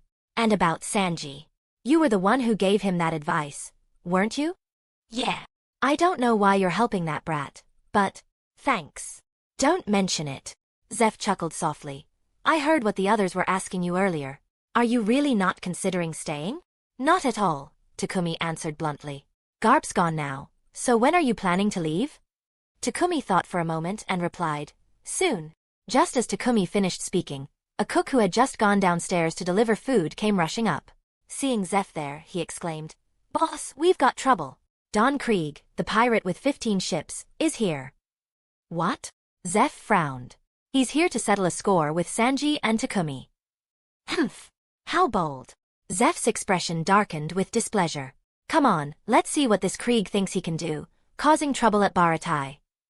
In Takumi's memory, Don Krieg and Zeph didn't cross paths until 10 years later when Luffy arrived at Baratie. So why were they meeting now? As he prepared to head downstairs to see what was going on, Takumi's gaze suddenly caught sight of a pirate ship approaching Baratie in the distance. Wait a minute. Takumi's eyes widened in surprise as he recognized the pirate flag on the ship. A skull with crossbones forming a cross behind it, with a crescent-shaped mustache. Isn't that the emblem of the Whitebeard Pirates? Chapter 27. Chapter 27. The Sea Restaurant, Marco the Phoenix appears. The Whitebeard Pirates, led by Edward Newgate, also known as Whitebeard, were recognized as the most powerful pirate crew in the world. Whitebeard himself wielded the Tremor fruit, making him one of the most feared pirates alive. At this point in time, the Whitebeard Pirates were considered the strongest in the world. Takumi recalled that their flagship was a massive ship with a whale figurehead. But the vessel currently approaching the Baratie was much smaller, a light sailing ship. This meant that only a part of Whitebeard's crew had arrived, likely one of his commanders. The question was, which commander had shown up? Takumi didn't dwell on it and quickly headed downstairs to the restaurant. When he arrived, the place was eerily silent. The customers who had been dining moments ago had all fled in a panic. Zeph stood with a few of his chefs, facing off against Don Krieg and his gang. Behind Krieg were his lackeys, along with the woman who had threatened Sanji the day before. Just as Takumi had expected, Krieg recognized Zeph immediately, his eyes widening in shock. It's you. You're the legendary pirate captain turned chef, Red Leg Zeph. I heard you died in a shipwreck, but it looks like you're still alive. Zeph narrowed his eyes and sneered. And what if I am? It doesn't concern you. I'm just a cook now, trying to make a living. Krieg was momentarily taken aback, then burst into laughter. With his already monkey-like face, his laughter made him look even more ridiculous. Ha! You say you're just a cook, but it's more like you have no other choice now, Krieg mocked, his eyes locking onto Zeph's prosthetic leg. If you were still whole, I might have worried, but now that you're missing a leg, you're no threat to me. And what of it? Zeph retorted calmly. I'm no longer a pirate. Besides, I still have these hands. Just say what you came here to say. Krieg grinned wickedly. Red Leg Zeph, you're a man who sailed the Grand Line and returned alive. You must have kept a log of your entire voyage. Hand it over, and I'll let you all go. Humph! Zeph snorted. I do have a log, but I can't give it to you. That log is a testament to the pride of all my former crewmates. Giving it to you would dishonor their memory. Krieg's expression darkened as he clenched his fist. If that's how it is, then I'll just take it by force. Just as he finished speaking, a relaxed voice came from the entrance of the restaurant. Well, I was hoping to have dinner at this sea restaurant, but it seems we've come at a bad time. A tall, lean man with spiky blonde hair, a dagger at his waist, and a tattoo of the Whitebeard Pirates on his chest stepped through the door with a few crewmates. Takumi instantly recognized him. It was Marco the Phoenix. In the Whitebeard Pirates, Marco was the undisputed second in command. Krieg turned around, annoyed by the interruption, but his expression froze when he saw the tattoo on Marco's chest. That symbol. It looked familiar. Hey, can't you see our boss is here? One of Krieg's henchmen barked at Marco and his group. Forget about dinner and get lost. Watch your mouth. Do you even know who our captain is? One of Marco's crewmates snapped back, ready to argue, but Marco raised a hand to stop him. Easy, no need to waste your breath on people who don't know better, Marco said, rubbing his chin with a smirk. I don't think anyone's told me to get lost in over a decade. You're too kind, Captain. Let us handle these punks, one of Krieg's men sneered as he rallied his companions to surround Marco and his crew. At that moment, Zeph chuckled softly. Krieg, frowning, demanded, What are you laughing at? Zeph replied with a mocking tone, I'm just impressed that the most notorious pirate crew in the East Blue is foolish enough to pick a fight with the Whitebeard Pirates. What? Whitebeard? Krieg finally recognized the tattoo. Whitebeard's emblem. This was bad. He wasn't in any position to provoke Whitebeard's crew right now. Everyone stop! Krieg shouted at his men. But it was too late. Krieg's crew had already brandished their weapons and charged at Marco and his comrades. You lot are really something, bullying folks on empty stomachs, Marco said, unflustered. His men, all smirking, cracked their knuckles, eager for a fight. Marco turned to Zeph and said casually, Our guys are hungry. Could you prepare dinner for 15, please? Zeph smiled and nodded. Of course, no problem. Just don't wreck my restaurant during the brawl. Got it. We'll take them outside, Marco replied with a grin. Zeph nodded again and headed for the kitchen. One of the chefs, worried, asked, Boss, are you sure it's okay? Krieg has 15 ships under his command. No worries. The Whitebeard pirates are incredibly strong, and this time, the second in command himself is here. Marco the Phoenix. Taking down Don Krieg will be a breeze. With that, Zeph made his way up the spiral staircase. When he spotted Takumi standing nearby, he chuckled again. Hey, kid, you haven't had dinner yet, have you? Takumi glanced at him and nodded. Keep an eye on things here, and dinner's on me, Zeph offered. I can pay for my meal, Takumi replied. I'll throw in a bottle of good wine, Zeph countered. Deal, Takumi agreed. Ha ha, Zeph laughed as he continued up the stairs. Outside, Marco and his crew had allowed Krieg's men to push them back until they were outside the restaurant. Only then did they start fighting back, sending Krieg's underlings flying into the sea one by one. Krieg, unable to stop his men in time, arrived just as they were all defeated, trembling with rage. The woman at his side was shaking uncontrollably. Honey, what do we do? They seem really strong. Shut up. Krieg snarled at her, making her shrink back in fear. Marco smiled calmly. Scaring women? Really? So, you're the captain of that big ship outside. How about this? Why don't you take your men and leave peacefully? As soon as Marco finished speaking, his men burst into laughter. Krieg, seething, ripped off his coat to reveal golden armor underneath. Don't think just because you're with the Whitebeard pirates that I'm scared of you. You've only been to the Grand Line before me. I'm loaded with weapons, and I'll wipe you out with ease. Ha, so you haven't been to the Grand Line yet, Marco mused with a grin. Let's see if your bite is as big as your bark. Come on, show me what you've got. Chapter 28, The Sea Restaurant, Krieg's Fatal Mistake. Outside the restaurant, the narrow deck was packed, mostly with Marco's crew. Krieg pulled out 2 guns, and from his golden armor, 10 more gun barrels emerged. Die! He yelled as a barrage of bullets fired toward Marco. Marco simply smirked, and in an instant, wings of blue flames sprouted from his back. The bullets passed right through him, leaving holes in his body. But as Krieg thought he had won, those bullet holes quickly closed up, covered by the blue flames, leaving Marco completely unharmed. Marco wasn't just any devil fruit user. He possessed the mythical Zoan-type phoenix fruit, a power even rarer than a Logia. His abilities granted him the power to regenerate, making attacks against him ineffective.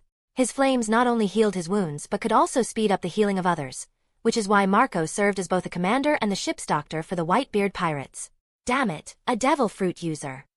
Krieg cursed as he realized his attacks were useless. He hadn't wanted to resort to this, but now he had no choice. So what if you're a devil fruit user? I'm going to be the future ruler of all seas, and today, you'll see my true power. With that, Krieg removed the shields from his shoulders, aiming them at Marco. Get ready to witness MH5, my deadliest poison gas weapon. Gas mask, quick. Put on your gas masks. What the hell are you doing, Krieg? You know what happens if you use that thing? Krieg's men, both in the sea and on his ship, shouted in panic, but Krieg sneered. Shut up, fools. In battle, winning is all that matters. Victory justifies any means, and that's true power. Poison gas? Marco frowned, realizing the danger. He knew he had to stop Krieg before he could release it. In a flash, Marco flew towards Krieg, closing the distance before he could release the gas. With one swift move, he knocked the shoulder shield holding the gas canister into the sea. Krieg was stunned. He hadn't expected Marco to be so fast. Panicking, Krieg quickly grabbed the shield from the water and combined it with the other, pulling out a massive battle spear. The spear was not only heavy, over a ton, but also deadly, with an explosive tip. Die, along with this miserable restaurant. Krieg roared as he swung the spear down at Marco. But Marco easily leaped out of the way, and though the spear missed him, it shattered the deck at the restaurant's entrance, splitting it in 2. Marco's men quickly retreated to their ship, narrowly avoiding falling into the sea. Inside the restaurant, Takumi frowned slightly before using Soru to appear at the entrance. Marco noticed him and immediately called out, "Kid, get back inside. It's dangerous out here." But Takumi didn't heed his warning. His eyes were locked onto a small piece of his ship's stern, barely visible above the water where the rest had already sunk after the deck broke apart. That was his ship. Marco and Krieg could fight all they wanted. Takumi didn't care. But the moment it involved him, even if it was just a small boat, it became unacceptable. Takumi's expression grew cold as he focused on Krieg, who was charging at Marco. Marco tried to protect Takumi, standing between him and Krieg. But Takumi sidestepped, drawing his wooden sword, and moved to face Krieg head-on. "Kid, get out of the way!" Marco shouted in alarm. Takumi's eyes narrowed, and a surge of sword intent radiated from him. With a single slash, Krieg's massive spear was cut clean in two, long before it could reach Takumi's wooden sword. "What the?" Krieg's eyes widened in shock. "Huh?" Marco was stunned. Even the spectators were left speechless, their eyes practically popping out of their heads. Takumi's face remained indifferent as he unleashed another strike. This time, the powerful sword energy struck Krieg directly in the chest. Krieg's eyes rolled back as he collapsed backward with a heavy thud. His men were paralyzed with fear, too scared to check if their leader was even alive. The woman beside Krieg hesitantly crawled over, her hands trembling as she pushed against his chest. Finding no pulse, her face turned pale, and she covered her mouth in horror. He's dead." "What? The boss is dead? The boss got taken down by a kid? Who the hell is that kid? That's terrifying. He sliced through the boss's spear like it was nothing and killed him in a single strike. Is he even human? This is bad. If we go up against them, we'll all be dead too. We've got to get out of here." Krieg's crew, now in a full-blown panic, scrambled to start their ship and flee. The woman, after glancing between Krieg and the escaping ship, hesitated only a moment before abandoning him to join the fleeing pirates. Marco didn't bother to stop them, instead watching Takumi, who was silently staring out at the sea. "What are you looking at?" Marco asked. "My boat." Takumi muttered. "Your boat?" Marco was confused at first, but then he remembered that there had been a small sailing boat tied to the outer deck when they arrived. Now, there was nothing left. It had sunk into the sea along with the broken deck. No wonder the kid got involved. His ship had been destroyed. Marco chuckled softly. "What's your name?" "Takumi. You look like you're only 9 or 10. Yeah. You've got impressive sword skills. Who taught you?" Takumi gave him a sidelong glance but said nothing as he turned and headed back into the restaurant. Marco watched him go, smiling slightly before turning back to his crew. "All right, boys, get ready. Dinner's served." "Oh yeah, finally. That kid was incredible. Is he with the sea restaurant crew?" "Not sure. He wasn't wearing a uniform or chef's outfit, so maybe not. If he's not, we should get him to join our pirate crew. He's definitely someone interesting, haha." Mako's men, full of energy, filed into the restaurant. Zeph had already instructed the chefs to push a few tables together and set out 15 dinners for Marco's crew. The white-beard pirates sat down, boisterously enjoying their meal. Takumi, on the other hand, quietly ate his dinner at a small table off to the side. One of Marco's men called out to him. "Hey kid, why don't you come join us?" "Yeah, you were awesome earlier. Ever think about joining the Whitebeard Pirates?" "Come on, we're a big family. Pops is really great." Takumi ignored them, continuing to eat his meal in silence. Chapter 29. The Sea Restaurant, Marco's recruitment attempt. What should have been a simple dinner had quickly turned into a lively celebration. Marco and his crew brought the atmosphere to life, laughing loudly, drinking heartily, and singing together as if they were at a grand feast. Soon enough, they even broke out into Bink Sake, a song almost every pirate knew by heart.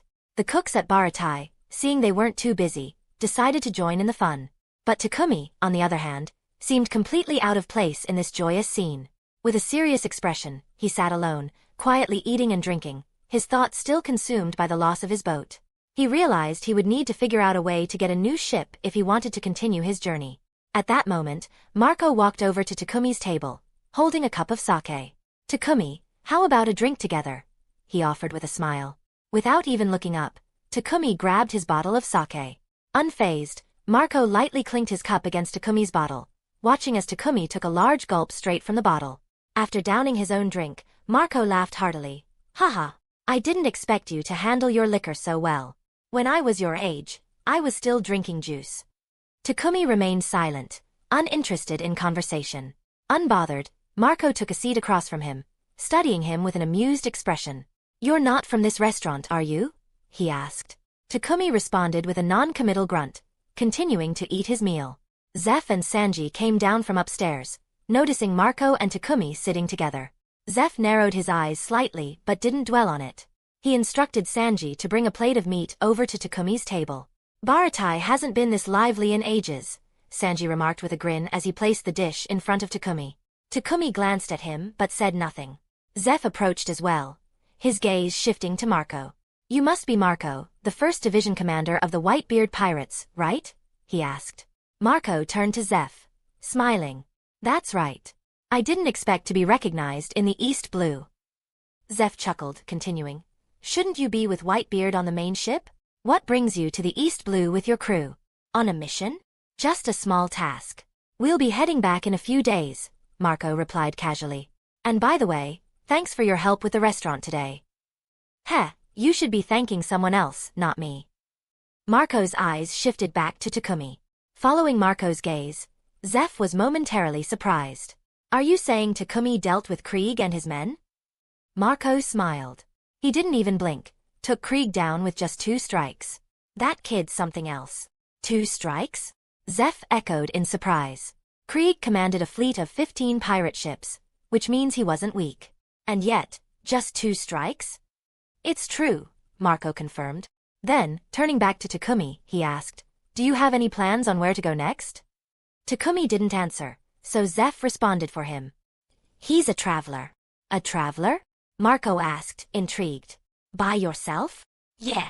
Takumi finished the last bite of his meal, wiped his mouth, and answered briefly. Marco grinned. Traveling alone on the vast ocean.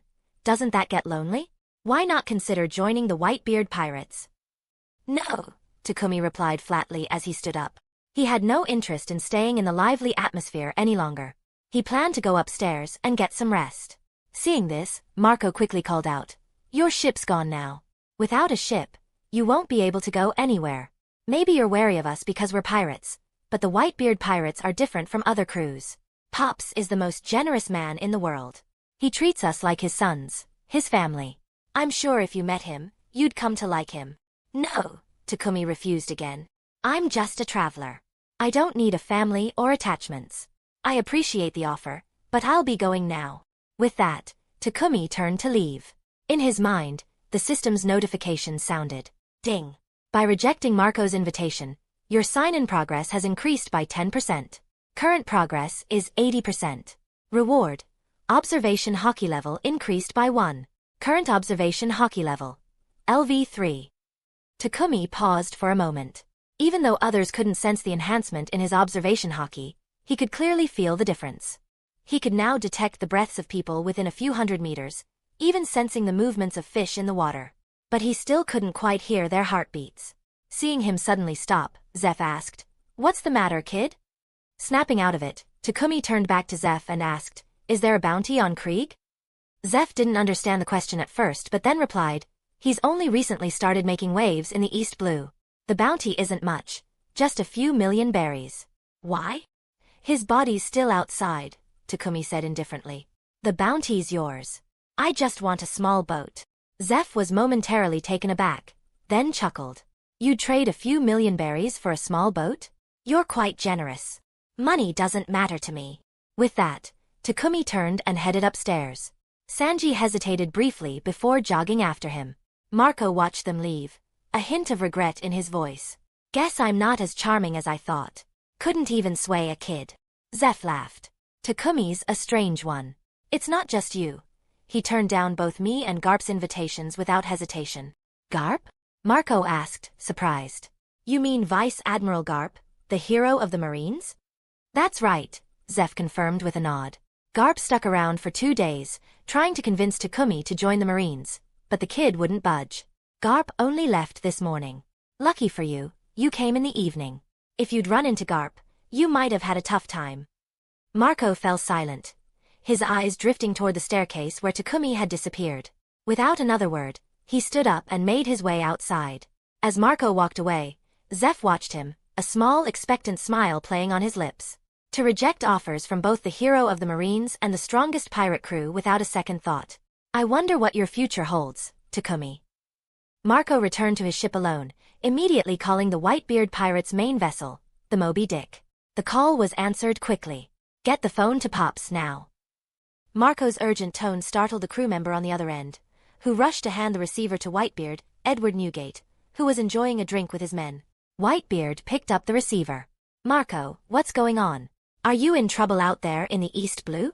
Marco grinned. Pops, I've come across a remarkable kid. A remarkable kid? Whitebeard repeated, curious. How remarkable? With just 2 sword strikes, he effortlessly took down a pirate who commanded a fleet of 15 ships. Oh, that's impressive, Whitebeard acknowledged. But that's not all, Marco continued. He also turned down an offer from Garp, the marine hero. What? Garp? Whitebeard was surprised. The Marines are trying to recruit this kid? That's right. We just missed Garp. He left before we arrived. The owner of this sea restaurant said Garp spent 2 days trying to convince the kid but couldn't.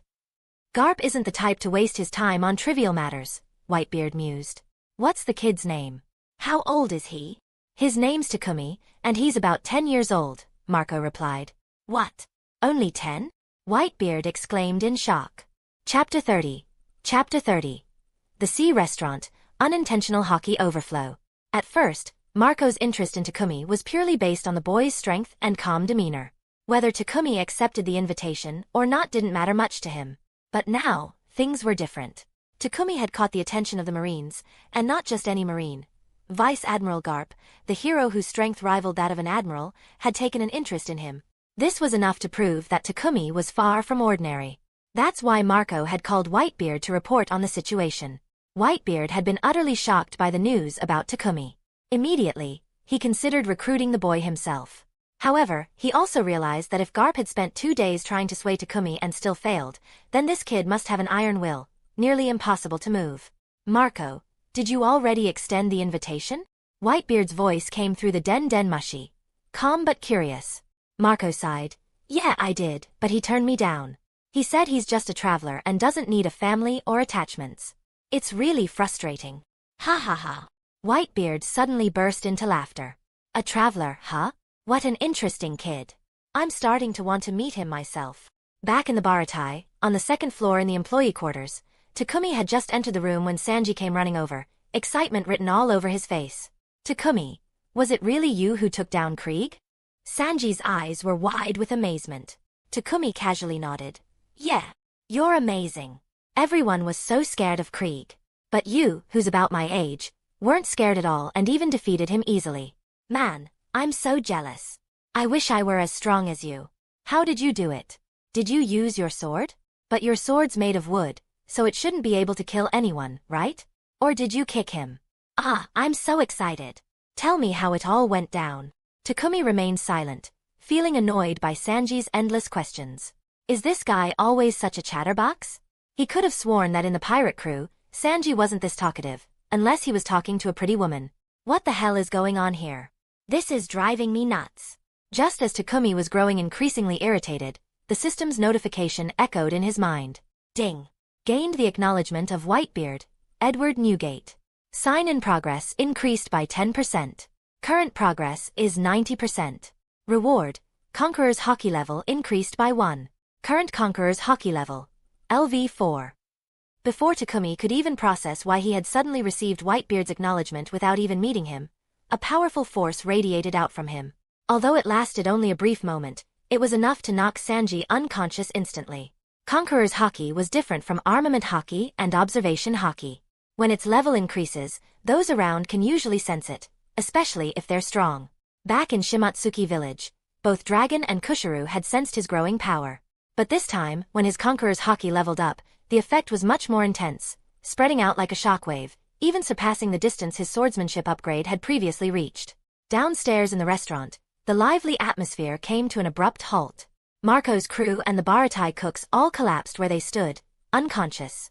Only Zeph and Marco, who had just finished his call with Whitebeard, remained standing. What was that just now? Marco was stunned. Was that Conqueror's Haki? Who did that? Zeph's expression was grave. He could tell that the Haki had come from upstairs. And as far as he knew, only Sanji and Takumi were up there. Without wasting a moment, Zeph bolted upstairs, with Marco right on his heels. When they reached the employee room, they found Sanji passed out and Takumi standing there, completely unfazed. It was you, wasn't it, Takumi? Zeph asked, his voice heavy with concern. Takumi glanced at the 2 men in the doorway and responded calmly. Yeah. Zeph rubbed his forehead, feeling a headache coming on. I never imagined you'd have Conqueror's Haki. But even if you do, you shouldn't let it loose like that. It's too dangerous. I don't think he did it on purpose, Marco said, his tone serious. It seems like his Conqueror's Haki grew stronger, and the force just leaked out on its own. Really? Zeph was surprised. If the unintentional release of his Haki has this much power, what would happen if he unleashed it fully? Marco chuckled. We'd probably get caught in the crossfire. Zeph shuddered at the thought, involuntarily sucking in a breath. That's terrifying. Takumi, Marco began. Are you really not interested in joining the Whitebeard pirates? No, Takumi replied, exasperated. I just spoke with Pops. He really wants to meet you, Marco added. Takumi was silent, piecing things together.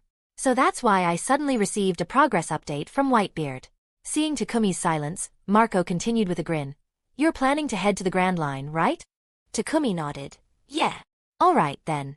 If you ever see the Moby Dick, come meet Pops. You two might get along. You both love a good drink. Who knows, you might end up as drinking buddies, Marco suggested lightly. Takumi nodded, non-committally. Marco saw right through it but decided not to press further. Well, I guess we'll be on our way now. My crew has eaten enough, and it's time to head back to the ship. Not sure when they'll wake up though. Looks like I'll have to carry them back myself. With that, Marco left the room, talking to himself as he went. Zeph stood in silence, watching Takumi for a long moment before finally letting out a sigh. All right, let's just close up early tonight. With that, he too left the room. After a considerable amount of effort, Marco managed to carry his unconscious crew back to the ship. Once there, he immediately called Whitebeard again. Pops, I think I understand why Garp is so interested in Takumi. Not only is his swordsmanship top-notch, but his Conqueror's Haki is incredibly strong too.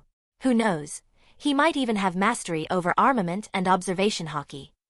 The next day, Sanji woke up groggy and confused. The last thing he remembered was talking to Takumi when a sudden, terrifying sensation washed over him, and then, nothing. He jumped out of bed and immediately spotted Takumi standing on the deck, sipping from his flask as he looked out at the sea breeze. Takumi! Sanji called out, rushing over. What happened last night? I remember talking to you, and then I just blacked out. Takumi didn't respond. Sanji looked at him with concern. Are you okay? Takumi glanced at him and shook his head. I'm fine. Sanji let out a relieved sigh. Good. As long as you're okay. Takumi smiled slightly, hanging his flask back at his waist. At that moment, a familiar voice echoed from downstairs. Hey! What happened to the deck? Were there pirates here yesterday? Takumi's face fell as a sense of dread washed over him. Why is Garp back again?